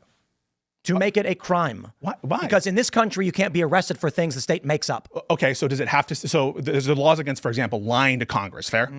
So do they have to list out all the possible lies you could tell to Congress in order for it to be legal? So does that have to do lying to with Congress about how much money you have in the bank, lying to Congress about the effects of a law. They have to list out every single specific potential iteration of lying to Congress. So you're That's saying, ridiculous, Tim. based on the interpretation of the state of Georgia, that they felt Jenna Ellis drafting a letter for Donald Trump was part of a criminal conspiracy. Yeah. She can be charged for that. 100%. She pled guilty because she is guilty. So I guess my view is then if Donald Trump wants to interpret the actions of Mahmoud Khalil as threats to state secrets or state foreign policy, he should be deported too. Wait, but you would condemn things that you feel went beyond the pale, right? So now you're wait. So Yes. So Yep. and people Correct. can argue about whether it's legal or illegal, and that's what you're doing right now. Indeed, I am. And you're willing to condemn the prosecution of Jenna Ellis, fair? Yes. Why aren't you willing to condemn the potential deportation of Mahmoud Khalil? For the exact reason you have said Jenna Ellis as a lawyer should be charged is why I'm saying Mahmoud Khalil should be deported. Test the legality of it because there's no specific law? No. Because your arguments aren't based in law. It's your interpretation of what is and your moral worldview. Well, I mean, it's based on the Supreme Court precedent that you seem to accept that these people have First Amendment rights. If they have First Amendment rights, what kind of First Amendment wouldn't protect someone who has that right from deportation based on protected activities? You seem to grant that they had that right, but now you're saying, I don't really know. They might as well test it. So my point is the INA says they can have their visas revoked for whatever reason, whenever. But right? Would that include religion-based reasons? And you said Doesn't matter. Oh my gosh, we've been circling around this. Well, because there's an inherent you guys just know like circling around. because if the Trump same said dead carcass, why? And then you gaslight that we haven't answered your questions. Yeah, which is very, very frustrating because we answer your question over and over and over again. Then you're like, you will never answer this question. You keep dodging my questions. 2 seconds after we answer your questions. We've said how many times, both of us have taken the position, they have First Amendment rights. They're not the same level as what American citizen rights are, which is one reason, by the way, this couldn't have any impact. So if they're not the same, wait, Joe, if they're not the same level, what are they? I mean, Tim is saying that based on anything, they could throw them out. So if Mahmoud Khalil said something like this, I'd like a French toast and some eggs, please. Right. And they said, on the basis of that, you're going to be deported from the country. Would the First Amendment protect him in that instance? Yes or no? I think that would not meet that low threshold that I've said over and over. Facially legitimate. But the INA, Tim said the INA. Wait, Tim said Tim gave you his moral perspective. So you disagree with it? Wait, do you disagree with him? Do I agree with him morally or legally? Legally. Is the law wrong? Legally, do you disagree with him? I think legally you cannot just throw someone out for ordering French bread. Okay, so but you cannot say because he ordered French bread, I'm throwing him out. So why can you say so? You can do. Yeah, you can go. Hey, this guy just ordered French bread. You're being deported under Section 221I of the Immigration and National Naturalization Act. But they didn't do that. No, they literally did. They didn't do that. I'm saying they didn't give a reason. Their reason is Marco Rubio's determination. Marco Rubio's determination is based. Right, that's my point. They didn't give a reason. They cited 221. No, they did not cite this law. They did not. They cited the basis of deportability. That's INA 237 little a little I. I think it's sub 4 or something like that. But you can go to 237. If you actually read the notice to appear, 222 is not the basis. 234. It's 237. INA 237, and it starts. Basis of deportable aliens should be the name of the statute. It's a long subsection, but it's in sub A. 237. Okay, hold on. I think it's up here. It's A4. A4? 237 A4? I'm not sure if it's 237. Where does 237 start? I see 236, and then all of a sudden it says 237. A4. Oh, I see, because it's at the bottom. You see how they do that with like one sentence at the bottom, and it makes the whole page 237? Okay, so now go A4. So we're looking. Look at all these. Wait, is it A1? There isn't one. Is it A1? I think it's A1. Well, I'll just look for deportation. One because that's yes. Inadmissible aliens, present in violation of law, violated non-immigrant status or condition of entry. I think it's big 4. They accuse them of fraud too. Correct, but there's no material. Big 4. Yeah, I see. So isn't it stupid how they do this? Yeah, no, it's below the criminal offenses. It's down in 4 under terrorism and national security. Yeah. Okay. So under security and general concerns. So it's C. It's C1. C1. Any alien whose presence or activity in the United States, the Secretary of State has reasonable ground to believe would have potentially serious adverse foreign policy consequences for the United States is deportable. So Secretary of State Marco Rubio didn't cite the provision that you cited. He cited 237, 4 like a stronger case. CI. And he said in his determination why he's adverse to the interest is because Israel. he supports Hamas. Right. And Joe seemed to accept that if you ordered French bread, it wouldn't be a basis of removability, presumably because the First Amendment protects resident aliens. Why would it be if you support French bread, it's not a basis of removability? Why would it be if you support Hamas? No, I think the bare minimum threshold is he has to establish that he's legitimately considered a national security threat. That those national security threats are not supposed to be fleshed out before the public. In fact, I think that would be stupid to believe that a policy is supposed to be fleshed So out. I have a simple question. Do you believe that support of Israel is in line with American foreign policy? It depends who gets to decide, right? I think that support for Israel probably is, yeah. 70 plus years, $250 billion? Yeah, probably. Do you believe that the protests are a threat to that American foreign policy? Yeah, I might. So sounds well, like, I don't really think that, but I think the Secretary. Wait, no, they can deport. It doesn't matter. It doesn't matter. So I just want to be clear. It doesn't matter. It cannot violate the First Amendment. That's what's clear here. I actually don't think that the protests would probably, get under that rationale, except to the extent that they're worried about people being critical of Israel. But it doesn't matter what it says because the First Amendment. I agree. I think then the way the procedure would go is that we're going to get a Supreme Court hearing on whether it goes one way or the other. I think he has no chance. Maybe. Supreme Court. I would doubt that. I think it's fair to say this. He has procedural problems first and foremost. So you want to grab the mic. He has procedural problems first and foremost, because you have to exhaust the administrative procedure before he's able to go into federal court. But even beyond that, as I said a while ago, probably an hour ago at this point, we're at a juncture here when it comes to national security that this is the one area that the Supreme Court has refused to intercede on executive exclusive authority. And that's why for you to think that when we're talking about someone whose First Amendment rights are already lessened compared to American citizens, this has no potential ramification on First Amendment rights of any citizens. When we're talking about the fact that he's failed to abide by the same terms that enabled him to obtain a visa, and that he committed fraud in obtaining a green card, which throws into question his entire legitimacy of the green card whatsoever. No, I mean, and would be a basis to exclude him also. So when we're looking at it from that perspective, I think that there is such that I've debated you in the past about what the Supreme Court would do, and I'll tell you right now. I was correct last time on the 14th Amendment issue when I told you it would be 7-2, if not 8-1, that Trump would win on the 14th Amendment issue. Wait, I predicted he would lose too. You thought he would lose. Sorry. I predicted. We're talking about his eligibility to run. I predicted Trump. Wait, I predicted Trump would win too. No. I did predict it. No, I have a clip of it of me saying he's going to lose or he's going to win. And I told you it would be 6-3. I said it would not be merely 6-3. I said even the liberal justices will recognize that this is so far out of bounds. I thought there would be one dissent. It's going to be at least 7-2, if not 8-1, and it ended up being 9-0. And I'm telling you now, Mahmoud Khalil is not going to win at the Supreme Court level. I'll tell you right, there's no chance that he does, because this is the one area where the executive authority is at its highest, and unless you can show that they specifically hated this guy for one reason that had nothing to do with his speech, they obviously did, because that in this one is the one that he they ends up, obviously it's that did. Muslim that because he's a Muslim they're getting rid of him. In that case, they're not. No one believes this shit. By the way, the normal you realize how out of touch you sound to normal Americans. Everyone understands that the reason they're going after this people is because they don't like his speech, and that's the rationale they gave. You look at Marco Rubio, says his support for not Hamas. Liking his speech affects foreign policy and national security, which is the whole point of this that's granted to the executive branch. I want to add the speech is particularly that it's anti-Israel, that it's critical of Israel, and I think the reason why I would agree with you on the court siding with the Trump administration over Mahmoud Khalil is for two reasons. The Supreme Court tends to be deferential on issues of national security. So even if there's rights, they allow for Barack Obama to pass the indefinite detention provision, things in the Patriot Act, torture of foreign nationals. Barack Obama murdered American citizens, multiple, I think, 4 or 5 individuals. So when it comes to the Trump administration saying, we want to support Israel. This guy came to our country and he's rallying people against Israel. That's bad for foreign policy. I imagine the Supreme Court's going to go, well, we don't care about rights when it comes to foreign policy. Then you have the issue of American support for Israel is very high.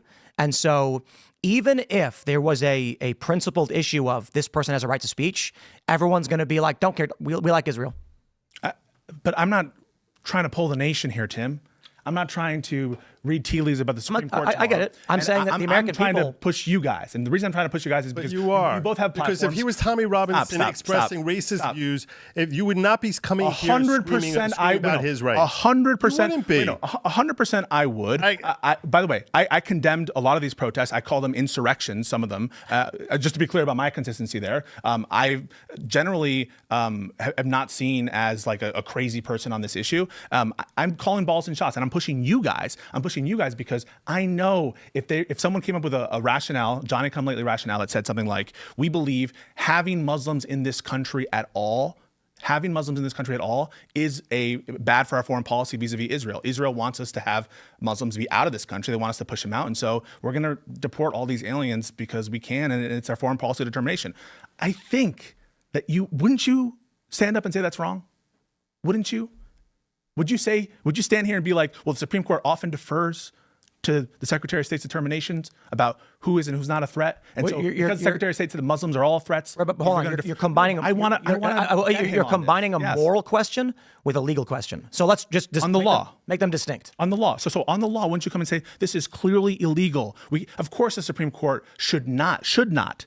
In a scenario that what? Give me one more time. In the scenario where the Secretary of State says it's in the foreign policy interest of the United States not to have Muslim aliens in this country. And that determination is made based on our long friendship with Israel and our long relationship with Israel, and they don't want it there, and we don't want to undermine that relationship. Do you need to write these 4 words down? Facially legitimate and bona fide. It's actually 5 words technically. Do you need to write them down? So I just want to be because every time you keep doing this crazy, this extreme hypothetical of banning all Muslims, and I keep coming back to you and saying I've never taken that position. I don't know anyone. I gave you that citation. Trump has never taken that position. That citation, that crazy, ridiculous hypothetical, and then I come back to you and I say, why are you giving me this hypothetical? That citation is from Kleindienst versus Mendel. That language comes from Kleindienst versus Mendel, as cited in Trump versus United States. 1972. Trump versus Hawaii in the section on the Establishment Clause. So, but that had to do with an admission decision.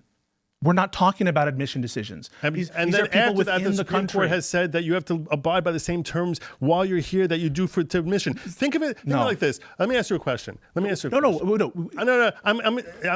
need to ask you this question because you keep talking and trying to frame this as a First Amendment, right? It's not at all a First Amendment issue because from the perspective of the Supreme Court that you're stuck to the same standard. And when you know that to get in here, you can't be expressing terrorist supportive perspectives. You cannot do that when you're trying to get in here. Do you agree with that part? Let's start with this premise. I'm going to go step by step. Do you think that the United States of America has a right to keep people out for saying, you know what, you express terrorist activity, support for terrorism. We're not under binding. Do they have a right to under binding precedent of the Supreme Court, because there is a distinction between admission decisions and non-admission decisions. Whether I'm telling you what the law says, and what the law says is you can ban people from the country if they're Chinese. If they're Asian. That is not the law any longer. Wait, no.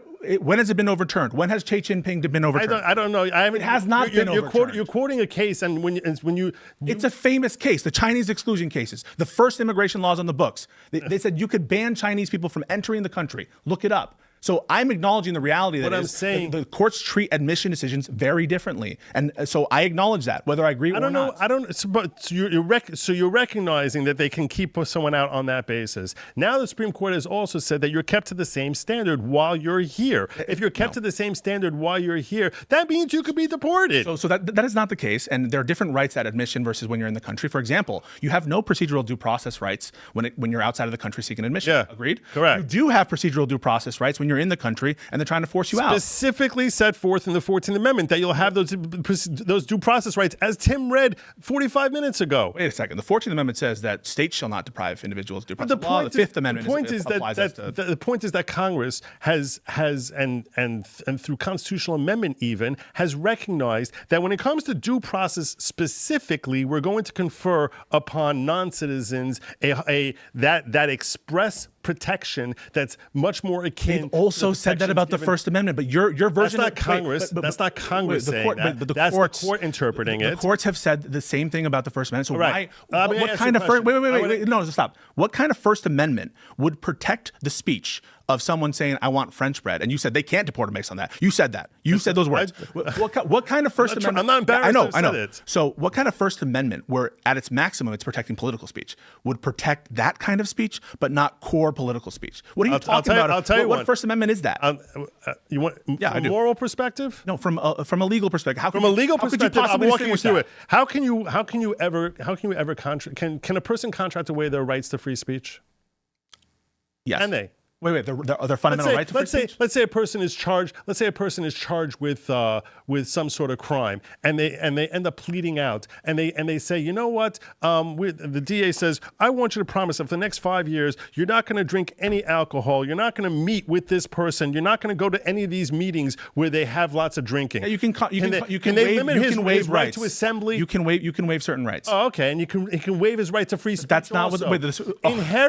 Inherent in coming in here and signing visa thing and filling out and saying I'm not a terrorist and I don't support. Where do you waive your First Amendment rights on your visa application? Inherent in that is a right for them to pull you out of this country if, in fact, you change that position because either you lied when you got in here or you changed your position and now. So could you waive away? Wait. So I'll ask you. Could you waive? Wait. Could you waive away your right to protection against torture? Do you know that? Could you? Sorry, answer that. Could you waive that right away?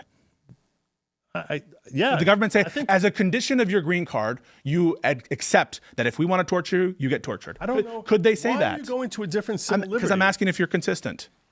Because I don't know. I'm sitting here and trying to figure out, as Tim pointed out earlier, when it comes specifically to cruel and unusual punishment, it's difficult to say.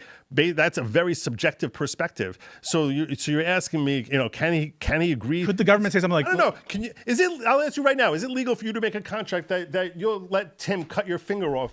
Is it okay for you to actually make a contract that you'll let Tim cut your finger off if he gives you $1 million? I think the law is that legal? I think it would be legal for the government to regulate that for sure. I think it would illegal to regulate. I think it would be legal for the government to regulate that conduct as between private parties. But I want to. This is different, right? We're talking about the government as a condition of your green card, saying you sign away all due process.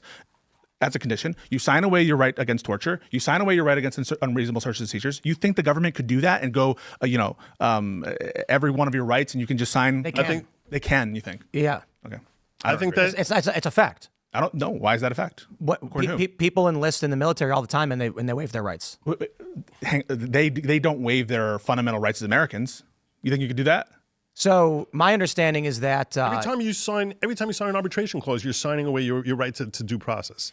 But my understanding is that for a lot of people who join the military, for instance, they're subject to laws that your freedom of movement is gone. You are legally now required to be in certain places as a condition of employment. No, you can get in trouble. Like you can get in like. Maybe, but I could be totally wrong about this. But I've heard stories from my veteran friends that they engaged in a sporting activity, got injured, and got in trouble for it. Not like they went to jail, but it was considered damage to government property or something to that regard. I think in instances of military and in certain cases of employment that makes sense. So there could be some areas. This is why there's exceptions. You're not allowed to. There's exceptions to everything. But here what we're talking about, there are. You can sometimes sign away your rights. Sign away your rights as a condition of employment, perhaps, but not as a condition for just as a member of the community that the country has deemed you fit to enter the country as a permanent resident. And think about this even more specifically. That never really happened. Think about it more specifically. To deceive the government under your waiver theory. I want to analyze your waiver theory about how shocking it is. Under your waiver theory, could the government condition Social Security checks on you waiving away all your rights? Could they condition? Could they condition welfare on that? How many different hypotheticals are you going to ask me about? Because I don't know. Where is the relevance to talking about Social Security when we're having a discussion about the right of the government to deport illegal aliens? You're saying that right is so ephemeral, right? That right.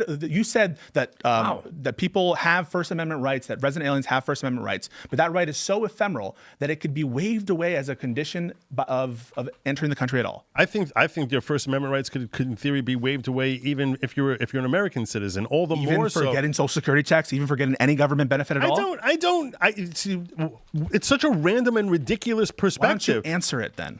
I don't, because I don't know. I don't know the answer to a question the as far answer. as. Wait, what do I know? Don't tell me what I know. I'm telling you, I If the don't know. Are you government, calling me? no, you are you fucking saying I'm know this. trying- No, this is I don't know what garbage. that means. I don't know why we're even. I can't entertaining wave this, Joe. away. I can't wave away Social I Security. don't. No. So real quick.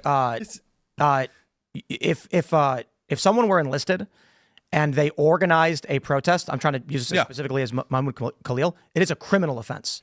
So you can actually sign away your right to engage in protest as a condition of employment in the military. It's not employment. Yeah, you're subject to military code. Listen, there can be specific cases for military service that. But real quick, you're arguing the government can. So if I were to go to Best Buy and they said, so long as you're an employee here, we expect you not to protest. That's a contract condition of employment, and it makes sense. Like the Snow White controversy, the producer's son went and reprimanded Rachel Zegler, but to go to the government. And they'll say, no, we won't just fire you. We will put you in prison if you speak out against us. So differences based on private versus public, just to be clear. So New York City human rights law that you cited before actually does protect certain kinds of expressions and off-job political activity. So some states do impose those statutory frameworks that protect that kind of activity. And I think that you'd probably agree with a lot of those laws that say that, for example, you can't be fired if you're a Republican. Some people have only in DC. Only in DC. No, I think it's only in DC actually. Yeah. Okay. But regardless, like we're talking about private, usually the Bill of Rights does not apply as to private actors. And so we're engaging in First Amendment analysis for people who you've acknowledged have these rights. And what you're suggesting is beyond military, which can be a category of its own, and fine, I'll even accept that it's a category of its own because military is so, particular or something. What you're suggesting is that even American citizens can be deprived of their rights by the government just choosing to condition certain benefits on that. And that is what I mean when I say these are our rights. When you accept certain frameworks such as his, of this wide I want to finish my statement. When you accept this framework of wide-reaching waiver, or when you say, rights don't really matter that much because they're just going to be interpreted, you are signing away your own rights, not just those of immigrants. I'm not at all. That's a real slippery slope that I'm talking about the rights that attach to a foreign national or a foreign visitor or someone holding a green card to American citizen, when over and over again, I'm sorry, I didn't mean to cut you off. No, go finish. When you're trying to engage in fear porn of trying to say, if we limit his rights, which the Supreme Court has already limited his rights, and saying he doesn't have the same level of rights, and that's somehow some threat to American democracy or constitutional rights, or your First Amendment rights are going to be taken away, that is utter hogwash. And you know it is. I just think it's also silly. Literally nobody cares about anyone's constitutional rights. If I want to go buy a gun, I have to waive my right against self-incrimination. The government has a requirement unto me that I waive my right. And poor Hunter Biden actually faced criminal charges because he did not want to self-incriminate as an illegal drug user, which he has no obligation to do. And I actually said, I hope he wins. I hope he challenges to the Supreme Court. Do not pardon him. I want him to go to the Supreme Court and say, the government has no right to, as a condition of my right to keep and bear arms, to self-incriminate. Violation of the Fifth Amendment to enforce it, so that I can enjoy my second. Instead, they always do this. The courts say, or the government says, let's not let that one get to precedent because then it'll actually screw over the abuses that we have. But tell me, where is anyone ever to point out the conditions set upon all the time on all of the Bill of Rights from left and right? It's literally everybody just arguing one thing. Might makes right. That's all they're arguing. I don't believe that's what they're arguing. I appreciate the passion. Liberals are saying, we think Jen Ellis committed a crime. The right is saying she was just providing legal advice. Your interpretation determines whether or not a lawyer goes to prison and whether or not someone will actually seek legal counsel, or lawyers will be terrified because they're like, if I try and actually assist a politician in this case, they're going to accuse me of a crime. Yep. It happens every day that someone's going to say, in 1948, the government said it's this, therefore it's so. And then what's going to happen is they're going to get sued. The new Supreme Court's going to say, actually, we're erasing that and changing the precedent. So all that's really happening is people are playing this funny word game of, I can make it sound like I'm right and you're wrong. I think you're wrong. And then this is where we're at. If you look at all of the Bill of Rights and you look at everything you're arguing, I can point to 50 for every amendment and be like, here's where the liberals have argued for and against the First Amendment. They think it's right when they do it this way and wrong when they do it. Here's where the conservatives do it. All that's really happening is, can you win an election? And what it really boils down to is, how many sad moms can we show on TV? And is the economy good or bad? Then we'll get power to enforce the laws. I don't believe it's nihilism. I don't believe it, because it's not nihilism. No, it's a kind of form of nihilism. They're saying it's not. These rights have no purchase. They're not. And in some sense, I agree in the sense that, rights are what humans invent them, and they mean different things to different people. Absolutely, people have different interpretations. But your interpretation of the Second Amendment has purchase on you. I just saw you get very fiery and passionate about an issue that you care a lot about. It's not Second Amendment. It's when you said, can the government condition you to waive your rights? They've done it on the Nix form. It's not a question of the gun rights. It's the existence of a form that says, if you want to exercise your right, waive your Fifth Amendment. But the scope that exists right now and is protected by Democrats. So I want to be clear. The scope of a right is always going to be subject to interpretation. You're right about that. And the First Amendment has never been thought of to be this thing, anything anyone ever says. So, for example, incitement is not protected. Child pornography is not protected. Obscenity is not protected. These are well-known exceptions to First Amendment. There are doctrines, for example, obscenity is not protected. It's still not protected. Now protected. No, it's not. Obscenity is a category of unprotected speech. Now, so the issue is now we're dealing with obscenity as like a blue law, in that no one's enforcing against it. Now, yes and no. A lot of people aren't enforcing against obscenity, but also obscenity itself is dependent on certain artistic value and natural standard. It's very. Let me. Yeah. This is actually another good point of the question of rights. There are a lot of laws in the books we never enforce anymore. True. Famously, there was this story about skydiving on Sunday was illegal for women in Florida. And they say it's not true, but there are a lot of laws like this. There's a book called Funny Old Laws. There was a law, I think it was in Boston, that you can't cool pies on your windowsill. And everybody laughs at it. But the reason why is because back when it was a very small community, cooling pies on your windowsill attracted animals and then caused problems. So they said, stop doing this. They had laws saying you can't take baths on Tuesday because the aquifer was strained. We don't enforce any of those laws anymore. They're still on the books. So we exist in a society where it really is the whim of law enforcement and the body politic. For example, in a much better example, in San Francisco, two men gave each other blowjobs in the middle of the street. This was during Pride, in full view of children and everyone else, and the police said they're allowed to do it. Well, clearly they're not. I mean, it's obscenity laws across the books in every facet ban that. Why don't the police arrest them? Because all that really matters is if the public is willing to tolerate and accept it or not. And if the people would this is why we get leftist terrorism. The reason why we see Teslas being firebombed is because what's the end result? You're going to see Vancouver, for instance, booted Tesla from their auto show, saying we can't keep it safe anymore. This is the purpose of the might make right ethos, which we see dominant right now I'm not saying Democrat liberal entirely, I'm saying predominantly far left. They're enacting that, and it is used to amplify their power and the moral worldview they have. Thus, as it pertains to the Columbia protests, what did we see? Organizers put together these protests, whether you want to blame them for it. Physical occupation occurred. Physical violence against Jews occurred. Buildings were taken over. Faculty complained of physical threats and violence against them. I look at this and I'm just like, how do we prevent things like this from happening? Well, we've got people having sex in the street in San Francisco and the police won't enforce it. We have buildings being taken over and it's allowed to happen for an extended period of time. Donald Trump says the guy who helped organize this is getting kicked out of the country, and every legal liberal comes out and says we cannot allow that to happen. These things are all interconnected. And so the question really becomes, are you willing to enforce against things that cause damage to your moral worldview? The right tends not to. They're starting to now. The left is resistant to it. So that's my point on all of this. Say whatever you want about whatever you want, so long as you've got pride events across the country where they violate every law with gay sex in public. I'm not trying to be crude, but they do. Then I'm going to sit here and be like, guys, you had a violent protest. Jews got attacked. Buildings got taken over. You've got no moral ground to stand on. You're trying to cite precedents to win political power. It's what they said about communists. It's what they said about Jan Sixers.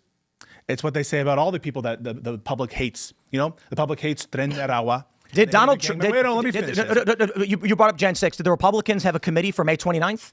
Did they go and set up a national commission to go and hunt down... Why did Trump say it was no big deal then? What, May 29th? Yeah, why did he say no big deal? He's got an ego problem. Okay, so he lied. Did Trump lie, yes or no? No. Well, you just said it was a big deal. You're asking me if Trump's opinion is a correct statement? Was it correct? Is he lying about his actual opinion? Does Trump think it was a big deal? I think Trump thinks it's not a big deal. Okay, so Like I said, Republicans don't enforce against Is this stuff. Trump wrong about whether it was a big deal or not? 100%. Okay, so was his life in danger? Absolutely, it was. Okay, so That's why they brought him into a bunker. So he's deluded for thinking that it wasn't a danger. Absolutely. The dude has got an ego problem. Okay. He doesn't want to be bunker boy. They brought him into an emergency bunker because 1,000+ far leftists tore the barricades and were throwing firebombs at the White House. And we never got any accounts Prove of they were throwing firebombs at the White House right now. Okay, let me pull up the picture. Yep. Do you know about St. John's Church, right? Oh, yeah.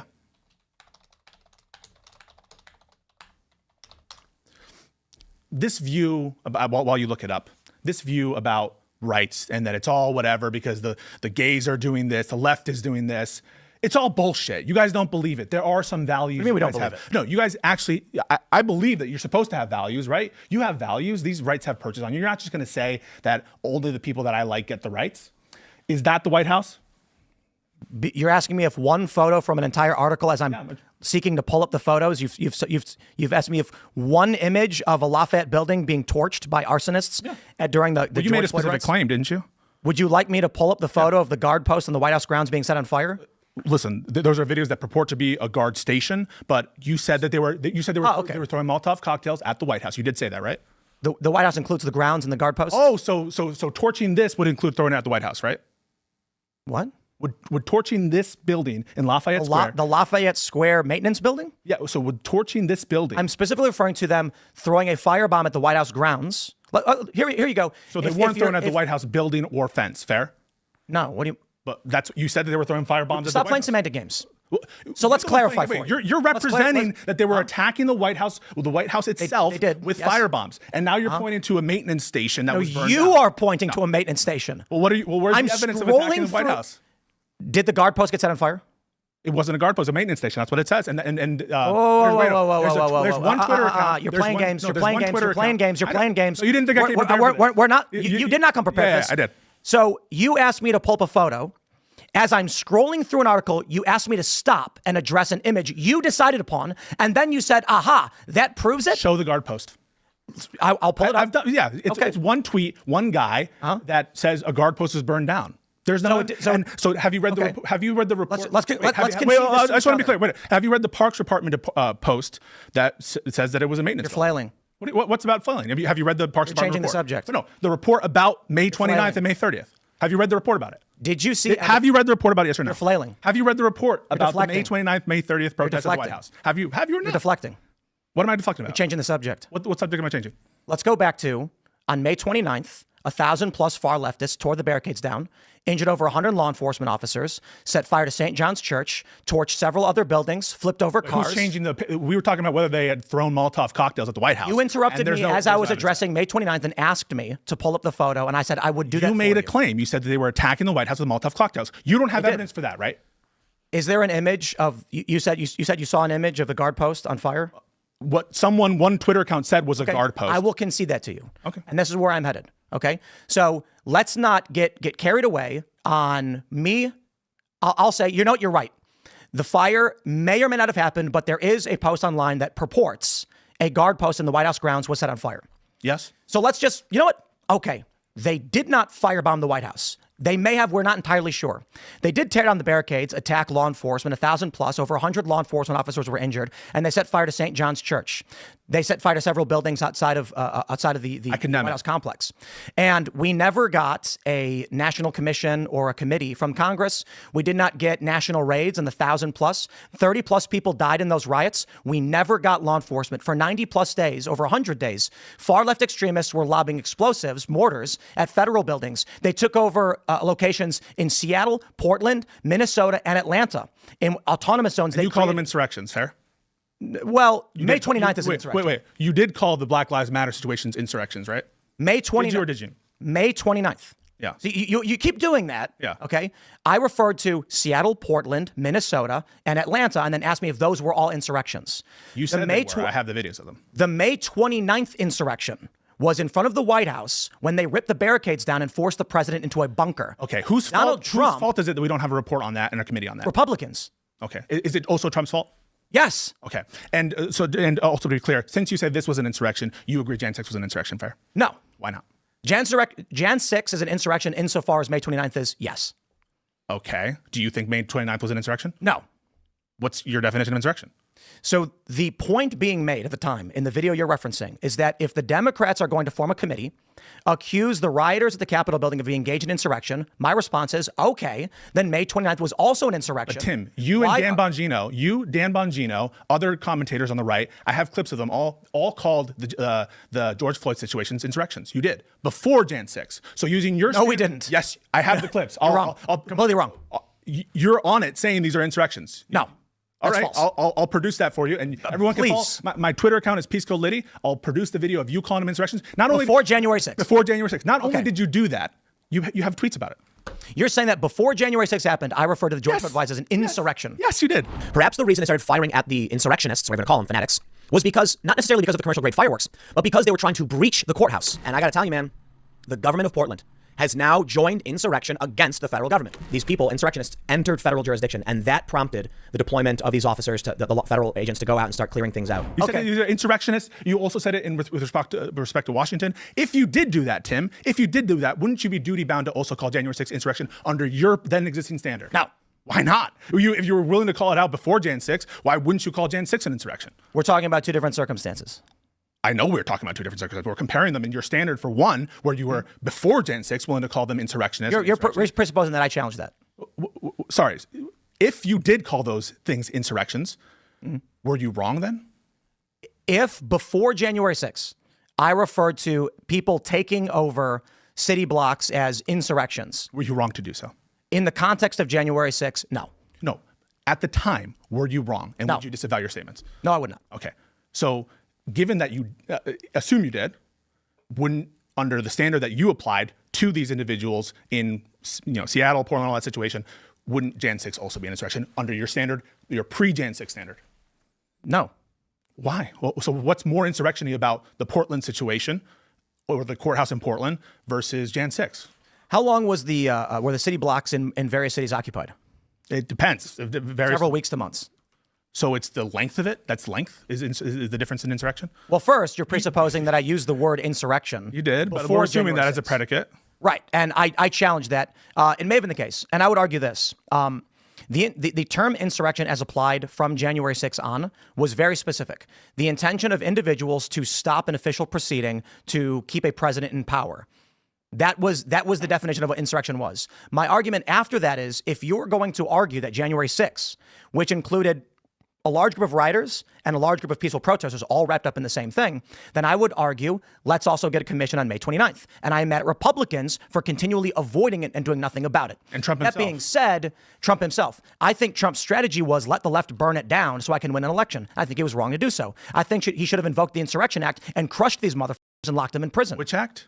Insurrection Act. Yeah. So, but assuming that you did call it an insurrection beforehand. Perhaps that's what you're confusing. Yeah. No, I'm not confused about that. So I understand the clarify. Insurrection Act could apply to non-insurrections. I think that's where the confusion No, may be it is not, because I understand those nuances. And listen, when I use the term insurrection, I have these, I'm going to say, very in the weeds debates about the term insurrection and what it means. And so I try to look and use an originalist lens on what insurrection means. But I'm using your standards. I'm using your standards. You called certain Black Lives Matter riots and absolutely out of control. And I also would call some of these things insurrections. Let's clarify then.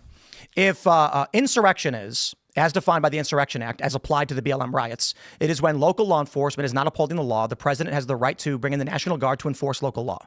They don't define insurrection in the Insurrection Act, but there are a lot of circumstances, including what you just outlined. Let's clarify for the purpose of what we're actually trying to discuss. Yep. This word can be applied in different contexts. Mm-hmm. In the context of the BLM riots, were this to be an insurrection, it applies to the Insurrection Act. And the Insurrection Act is when local law enforcement is not enforcing the law, the president has a right to call in the National Guard to enforce local law. I believe that Donald Trump should have invoked the Insurrection Act. And in that context, what they engaged in was insurrection. Local law enforcement was not enforcing the law and was allowing far-left extremists to use violence, firebombs, and physical assault against individuals, government buildings, and otherwise. In the context of January 6th, they said these were people trying to overthrow the government itself. And that's an insurrection. The argument that Democrats, the J6 committee. If the argument is that if you want to use the insurrection as defined by the Insurrection Act, and that is DC doesn't define it. Exactly. So we can only apply the context of what the law does. If Donald Trump were to have called in the National Guard on January 6th because he deemed an insurrection happening, Call it insurrection? in that regard, I would say in that context, yes. So understanding what we're talking about is a core element of what these debates always tend to be. So again, in the context of the Insurrection Act, it specifically refers to when local law enforcement doesn't uphold the law. In reference to January 6th, it is a group of people trying to overthrow the government. And that's how it's applied to the 14th Amendment. So I would not say that the individuals in Portland were trying to overthrow the government necessarily. It's a riot, just like J6 was. I mean, they established an autonomous zone. Certainly. And they took over police buildings. Seattle. In Oregon, they were trying to tear down the courthouse, the right? courthouses. And it was in Washington that they took over for weeks, and they called it the Chaz and then the Chop. Yeah, but wait a second, folks. I mean, and to me, that is how is that not an insurrection? That's utterly an insurrection. Okay. If you take over a police station, that's an insurrection. If you take over the police station, that's an insurrection. What about the Capitol? They weren't trying to seize the Capitol. It was It has to be a permanent takeover of the police. What I'm saying is when they come marching in there, the same way people in the 6 previous elections, or at least 3 or 4, going back to Gore v. Bush, there have been people who have been coming in there and screamed that they were unhappy with the way things were happening, and were removed by the Capitol Police. Yeah, so I have a definition of insurrection that would include some things and exclude other things. It doesn't become insurrection simply because there's thousands of you who are like that individual there. So no, there was no plan. There was no plan that we're taking over the government. There's no plan that we're gonna remove Mike Pence. There was no plan like that. I dispute that. But I think we should step back, because I know it's fun to talk about the term insurrection, but really what Tim is getting at is what his perceived inconsistency on the left wing and the right wing with respect to rights. What we're here about is rights. And I don't think, and I think that you agree, that rights mean more to you than just what the majority of the population thinks, or the power. With his assessment. Yeah, okay. I don't think that it's like, if I'm sitting here, I'm like, now because I'm in power, I want to have more of this. I do everything I can to remain as consistent as possible. There are times that I've seen Trump do things that I say, this is wrong. He did one of this week he endorsed Lindsey Graham as senator. To me, that should have been a violation of his First Amendment rights right there, just uttering that phrase. So yeah, I think Lindsey Graham's pretty pro-Israel. I don't care. We see what are you racist? You assume because I'm Jewish? No, I know that because I'm Jewish that I must be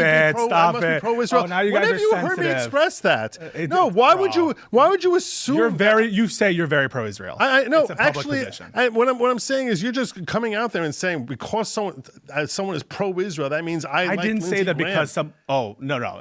That's tongue in cheek. Don't act offended. No, You're what not I'm saying is you're just drawing these conclusions. No one's about drawing me. conclusions. Left in general, I've never been racist enough to be a Democrat. Let's try this. Let's just try this. How do we reconcile that problem I already mentioned, that the NICS forms requires you to waive your Fifth Amendment rights for the military?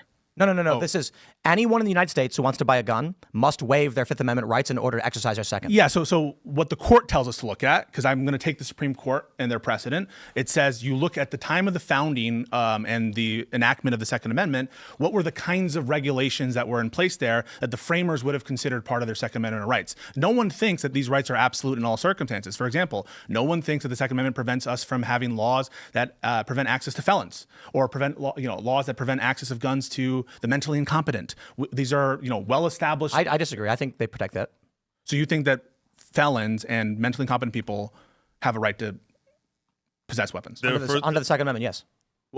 Because it clearly states the right of the people to keep and bear arms shall not be infringed. It doesn't say unless we at some point deem them to be. Now, to be fair, there is the argument of due process. The reason why felons can't have guns is because the Constitution guarantees you due process. All rights can be curtailed following due process. So you think that felons should have the right to have guns, but that green card holders don't have the right to speak? I mean, no. I just literally said due process can strip you of your rights. You can have your rights of freedom of movement, freedom of speech, everything curtailed if you are in violation of law. In fact, you could be enslaved.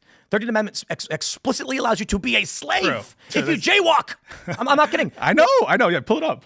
The 13th Amendment says any crime. It doesn't specify felonies or misdemeanors, meaning you can commit a petty offense by not returning a library book, and that gives the government the right to enslave you. Granted, those things Yeah. don't get enforced that way. Well, would you consider like forced Let me labor? ask you a question. Do you think that do you think that someone who gets a green card has more rights, should have more rights than a felon?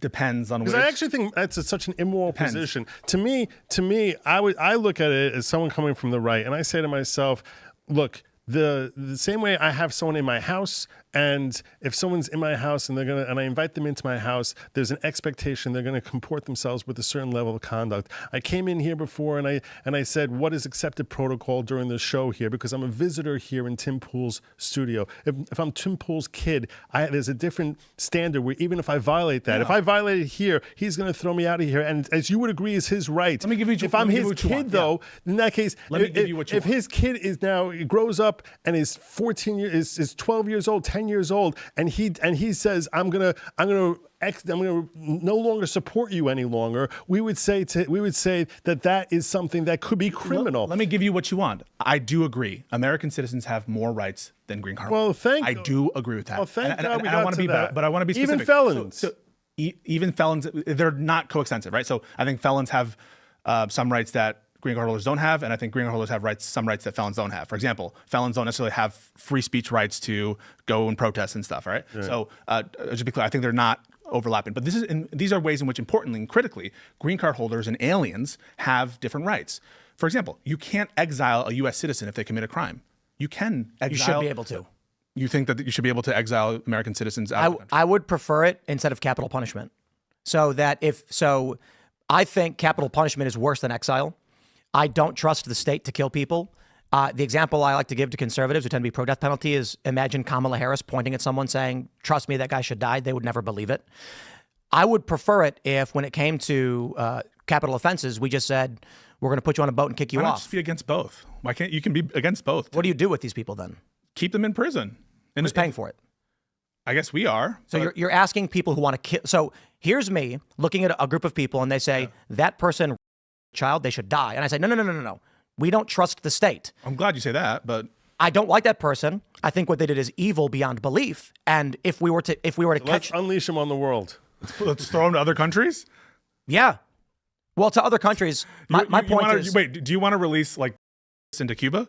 so the argument would be that presupposition is that you trust the government explicitly and implicitly. Do you?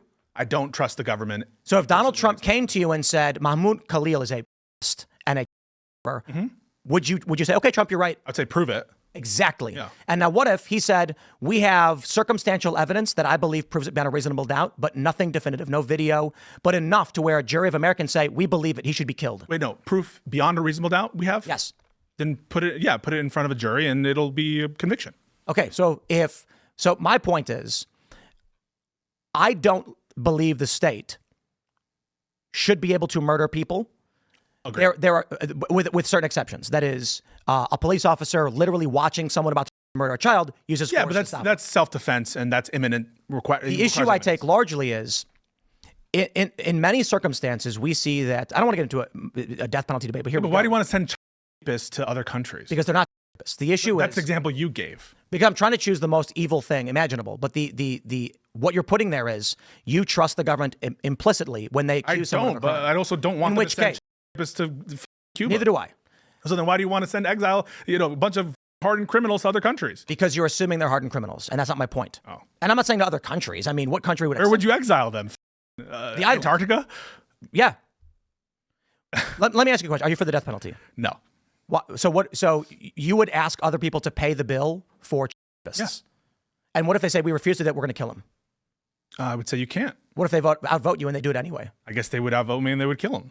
I feel like the issue I take is not, of course, in the defense of evil. It is obviously if someone is about to engage in an act of great bodily harm or death against another person, we actually reserve universally the right to stop that person. Well, actually, I would say the left largely doesn't. But a lot of people on the left, the liberals, and almost all of conservatives do agree. If someone's about to engage in great bodily harm, you have the right to Yeah, self-defense. But we're talking about someone who's been duly convicted, whether it's murder of a child.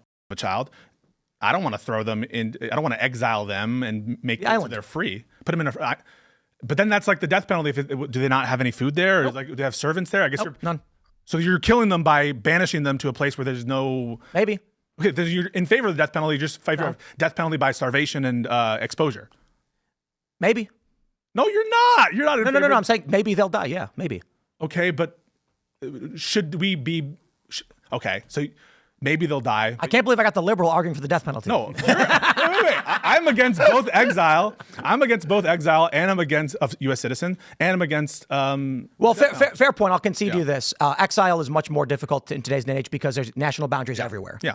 But my argument would be penal colony is preferable to death penalty. So then perhaps you're paying for it anyway, right? We'll put it this way. Perhaps we actually would agree largely that we want life imprisonment. We just disagree on the extent of how we actually implement should it be in America or should it be in a penal colony in some horrible place? But then it's just maybe it's not a horrible place. Maybe it's just you don't get the luxuries of society. I'm not saying nice, but I got to be honest. Like an island with a 20-mile circumference. A good drink, bro. The spinach are good. Yeah. I don't trust the government, and I don't like the idea that innocent people are killed. And there is a high percentage, I think it's over 1% of death penalty cases end up being innocent people. And that's horrifying. And I appreciate that about you, and I respect that.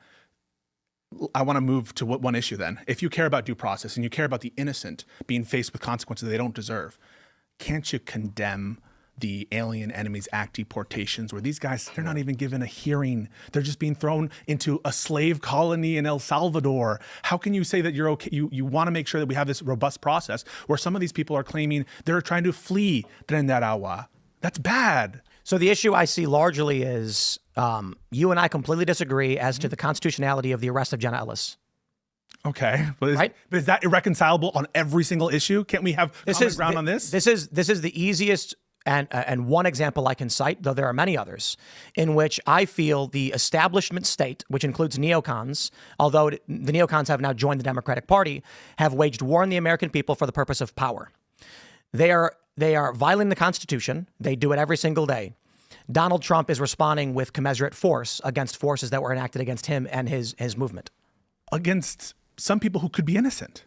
So my point is this. First of all, they're all illegal immigrants. We don't know that. Do you know that? There has been no argument presented and all information released by the administration as to those they deported.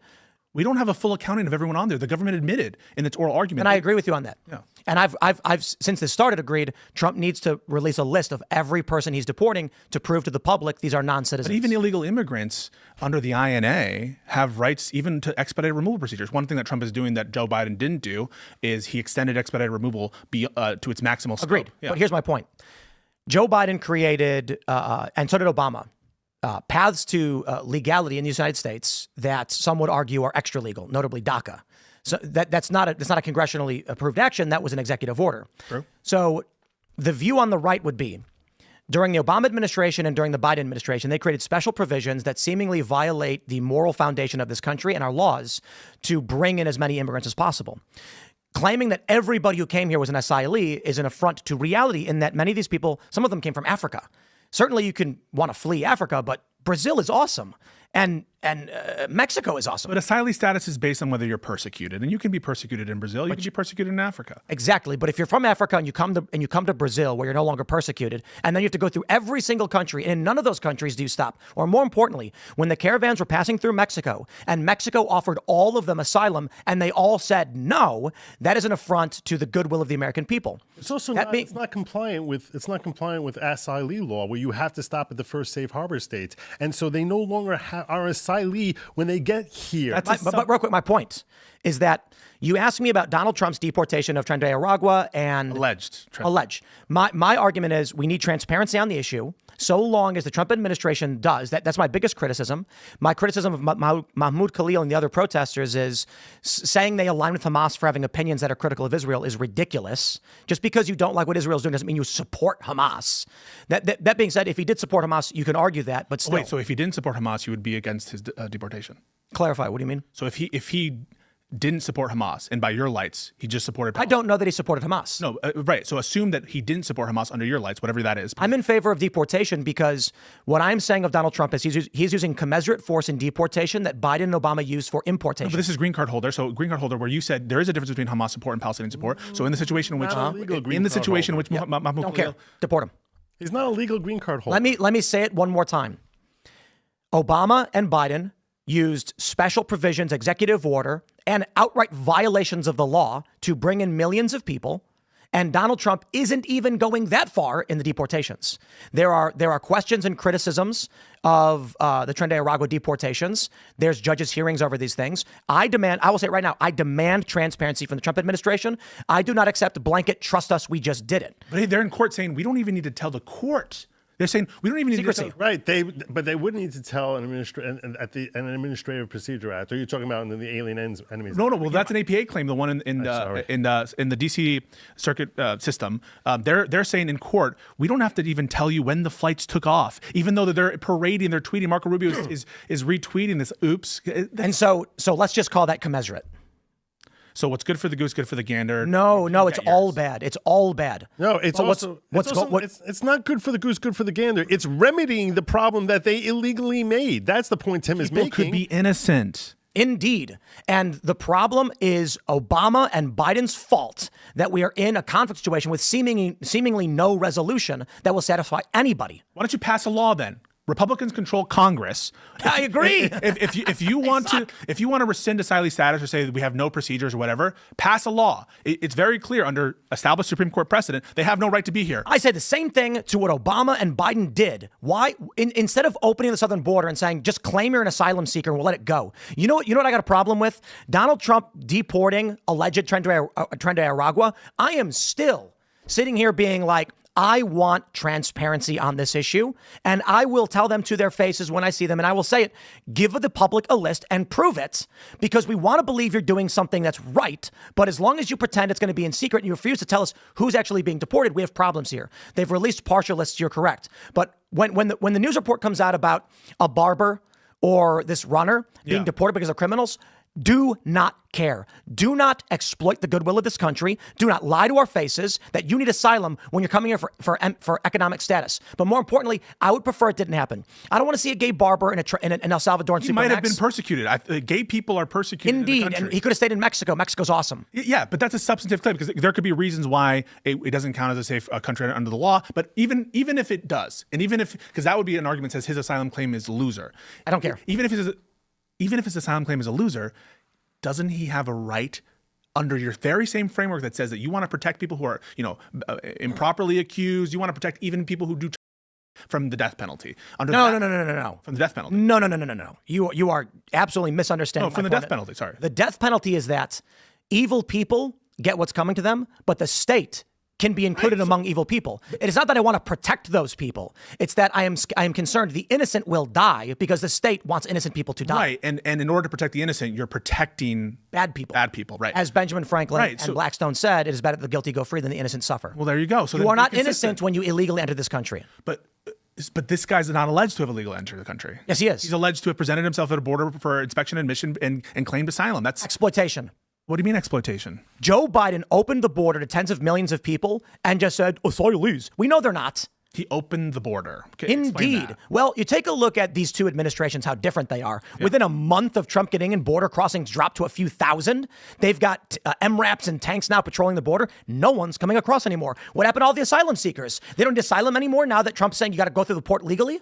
They're not going. They're not going to the border in Mexicali and Calexico and saying I'm an asylum seeker. They just stopped coming. So you're alleging that Joe Biden did not enforce immigration law? I mean, he was. It's a fact. He's deporting more people than Trump is. He deported a lot of people, but here's a fact: CBP, as reported on The View of all places, children were coming across the border with numbers on their arms to be sold into sex slavery. And the CBP under Biden were instructed to facilitate that. And there were people driving vans who knew it was happening. You got a problem with it? Take it up with The View and Dr. Phil. They're the ones who reported it. Yeah, so first of all, Dr. Phil's I have people. And blame the head. Wait, I have people in my life. I just want to say, union, I have people who said it on camera. I have people in my life who like Dr. Phil's content, so I'll save the aspersion. Listen, there's very big differences in immigration policy, no doubt. But something I would hope that we would have agreement on, regardless of how bad you think. Even assume Joe Biden opened the doors to illegal immigration. Things should be done the right way, not the wrong way. If you want to have summary removals, then pass a law that allows for that, or right, because you took issue with DACA. Right? You took issue with DACA? Indeed. So shouldn't you be consistent and say, well, I don't support excesses of executive power when it's done in favor of immigration or against it? Be consistent. The issue is, and the point I'm bringing up, the reason why Trump is doing the things he's doing and the difficult moral position I find myself in is Biden did many things which were destructive to this country, and Trump is reversing those things. Biden did a whole, so, you know what it is? Imagine it this way. There's a great tower that every administration puts blocks on top of. It is growing greater every single time. We add laws, we add executive orders, we rarely rescind them. The more that gets added to it, the greater the instability begins to wobble far to the right, then far to the left, and eventually the whole thing goes crumbling down. How do we deal with a mass influx of I'm going to use the low number, 10 million non-citizens? Donald Trump says first. Over a year? You think it's over 4 years? Okay. Some estimate 20. Well, a lot of these are. I'm using the low estimate. A lot of these are recatches, and they're not. We don't think that 10 million over 4 years actually. No. Some people estimate 20 million. You think 20 million in the last I don't. I'm using the low estimate of 10 million. So the ranges are 10 to 20 million. Here we're calculating like estimated border crossings aren't necessarily coextensive with individuals who are coming and staying here permanently. And indeed, it could be more because apprehensions and interactions don't mean some people got through. So we're dealing with the ramifications of this both in the census, which means congressionally, in the Electoral College, how it structures our government, how we deal with... Republicans are doing great on that. On the front of the census, Republicans are doing fantastic. In the next census, they're going to... It's not going to be enough if Kamala wins Michigan, Indeed. Wisconsin. So they're doing fine. So there's not a big threat to the allocation, the representation. It certainly of is. Immigrants. Saying that Republicans may win does not change the fact that California gets an extra vote for the president through non-citizenship. But Texas has a shit ton of... Indeed. No, none of it. Nobody should have that. I don't care if you're a Republican or so Democrat. It's not really distorting our democracy in that way based on... It is. How can you say that you don't know, right? Is it really the case that Democrat states have more illegal immigrants than Republican? They're called sanctuary states and they don't enforce... I thought the argument was always that Republicans are bearing a bigger brunt. Republican states have to, the border states, Texas, California has Florida. more illegal immigrants than other states. Blue states are sanctuary states that don't enforce immigration law. And that's why Greg Abbott was sending them there. And that's why I said it was a stupid thing to do. Because what that does... It was a brilliant thing to do. You think it was stupid? Absolutely. It was funny in a lot of sense. Like the Martha's Vineyard thing was funny. If these people want to be a sanctuary, then we will transport them and they can provide aid and assistance. The problem is, as I've said, all this does is bolster their numbers in the census and give them extra votes for president. All of these things are issues. We have gone over and we do have to go because I got to give a shout out to Jeremy Hambly because we're going to be rating Jeremy Hambly's show right now. But what my point ultimately is, I think I made it a million times. Donald Trump is going to do things that are seemingly drastic the left will be angry about. But the left did similarly drastic things. So what we're getting is two sides arguing God is on my side effectively. I mean that figuratively, not literally. The left says we are morally right in how we've done this. You are morally wrong for how you do it. The right is saying the inverse. The question is who will muster up the political might to actually succeed? Abraham Lincoln arrested the Maryland legislature, large portions of it, for being sympathetic to the Confederates. He suspended habeas corpus. No one calls him a dictator except for the Confederates. Today... It's a difficult question. I think he was a tyrant. And I think Abraham Lincoln was one of the worst presidents we ever had. He ended up being in the perfect place to do a necessary thing, which was ultimately free the slaves. So if Trump violates a court order, he was a tyrant in the way. So if Trump violates a court order, like Lincoln is alleged to have done with no, respect to habeas corpus, not every court order is a legal court order. If he violates, not every court order. If he violates a court order, I just want commitments because I think if we're being consistent, if you're calling him a tyrant, not every court order is a legal court order. If he violates a court order from a federal appellate court, not every court order from a federal appellate Supreme Court. No, even a Supreme Court could, in theory, issue an illegal order. That's right. Even the Supreme Court, because if in fact the Constitution says that they don't have a certain right to something, and a federal judge, district court judge, completely disregards what's written in the statute. Would you agree with me that this black letter statute, which says something, and a federal judge disregards that, and he issues an order in complete opposition to what is expressly written word for word? Would you agree that's an illegal order? I agree with Marbury versus Madison, which it's emphatically the province and duty of the judicial department to say what it has to be a reasonable interpretation of an ambiguous according term. to Trump. So I'm not saying they're overturned. Marbury versus Madison just gives the power to the court to overturn the statute. They're not overturning the statute. If they read a statute as the inverse of what the written words of the statute means, and the district court judge were to do that, so I'm going to do this. You know what? I don't care that it says this. I don't care what the statute says. I'm going to write this. That would be an illegal order. If that illegal order got affirmed at the circuit level, that would still be an illegal order. And if the Supreme Court orders Trump, if the Supreme Court in fact did it, that still would be an illegal order. And so you're telling us right now that if the Supreme Court orders Trump to do something, and he defies it, you're not going to commit to condemning that action of him defying the Supreme Court. Oh, on a political level, or as far as the legal level, you ask me in any given hypothetical. And you ask me in whatever any given your hypothetical. whatever What I your will tell you primary is this. capacity is.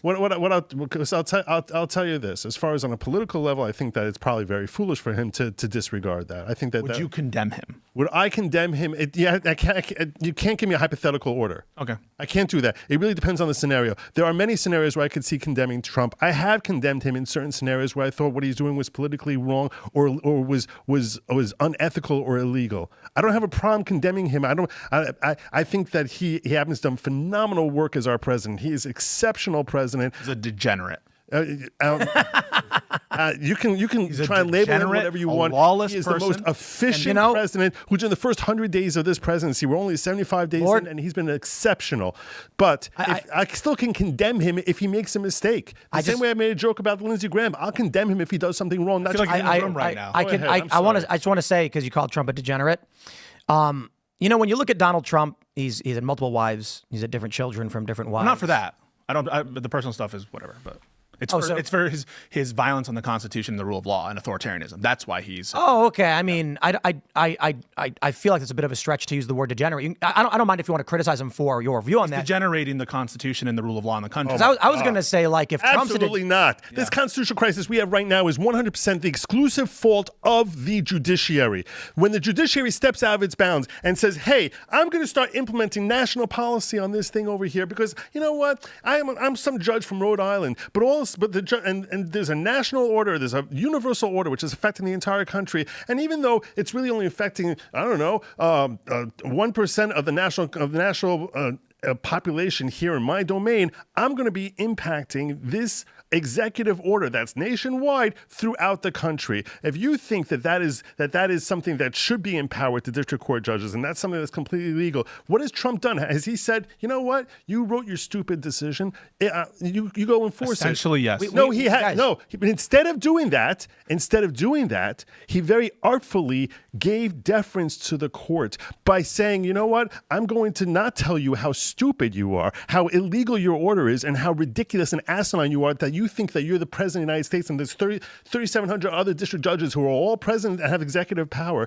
He doesn't do that. Instead, he very artfully avoids a constitutional crisis by saying, you know what, I'm going to pretend that this court order has deference and find some way that my actions are not going to be impeded by any stupid judge who happened to get assigned, and at the same time not embarrass the court by saying I'm disregarding the order. That is something he should be applauded for over and over again, because he has saved us from a constitutional crisis that these judges are trying to institute. We've definitely gone over. Yeah, I'm sorry. But it's absolutely fantastic. This has been wonderful. You guys are great. I really do appreciate it. I think time flew, and I'd love to keep going. So, my final thoughts as sort of the, although people don't really call me a fence sitter at this point in my career, I'd simply say, for me, what I just end up hearing is, in this instance, we were right to rule the way we did. And I would only say that when I get asked this question over and over again about what should Trump do or why should he do it, my response is any leader should enforce a moral and just society. Everybody actually agrees with that. The difference is everybody's view of what moral and just is dramatically different. So there are large factions of a moral worldview. There's two principal ones. They're fighting for what they want, and they're going to do whatever they have to do to get it. I don't know what that turns into, but that's where we're at. So I don't know if you want to give a final thought and shout something out before we wrap? Yeah, sure. No, thanks so much for having me on. Thank you, Joe. It's always fun when we get into it, and we certainly did. I think we covered some topics, and so I really appreciate being on. Pisco's Hour on YouTube and Pisco Liddy on Twitter. Super appreciate it, and again, always love the debates and discussions. Absolutely, it's fantastic. And I'm Joe Neerman, aka GoodLawgic. I urge everyone to check out my podcast, which actually starts nightly right after Timcast finishes his. I need him to start feeding them over to me like I'm Mary Hamley.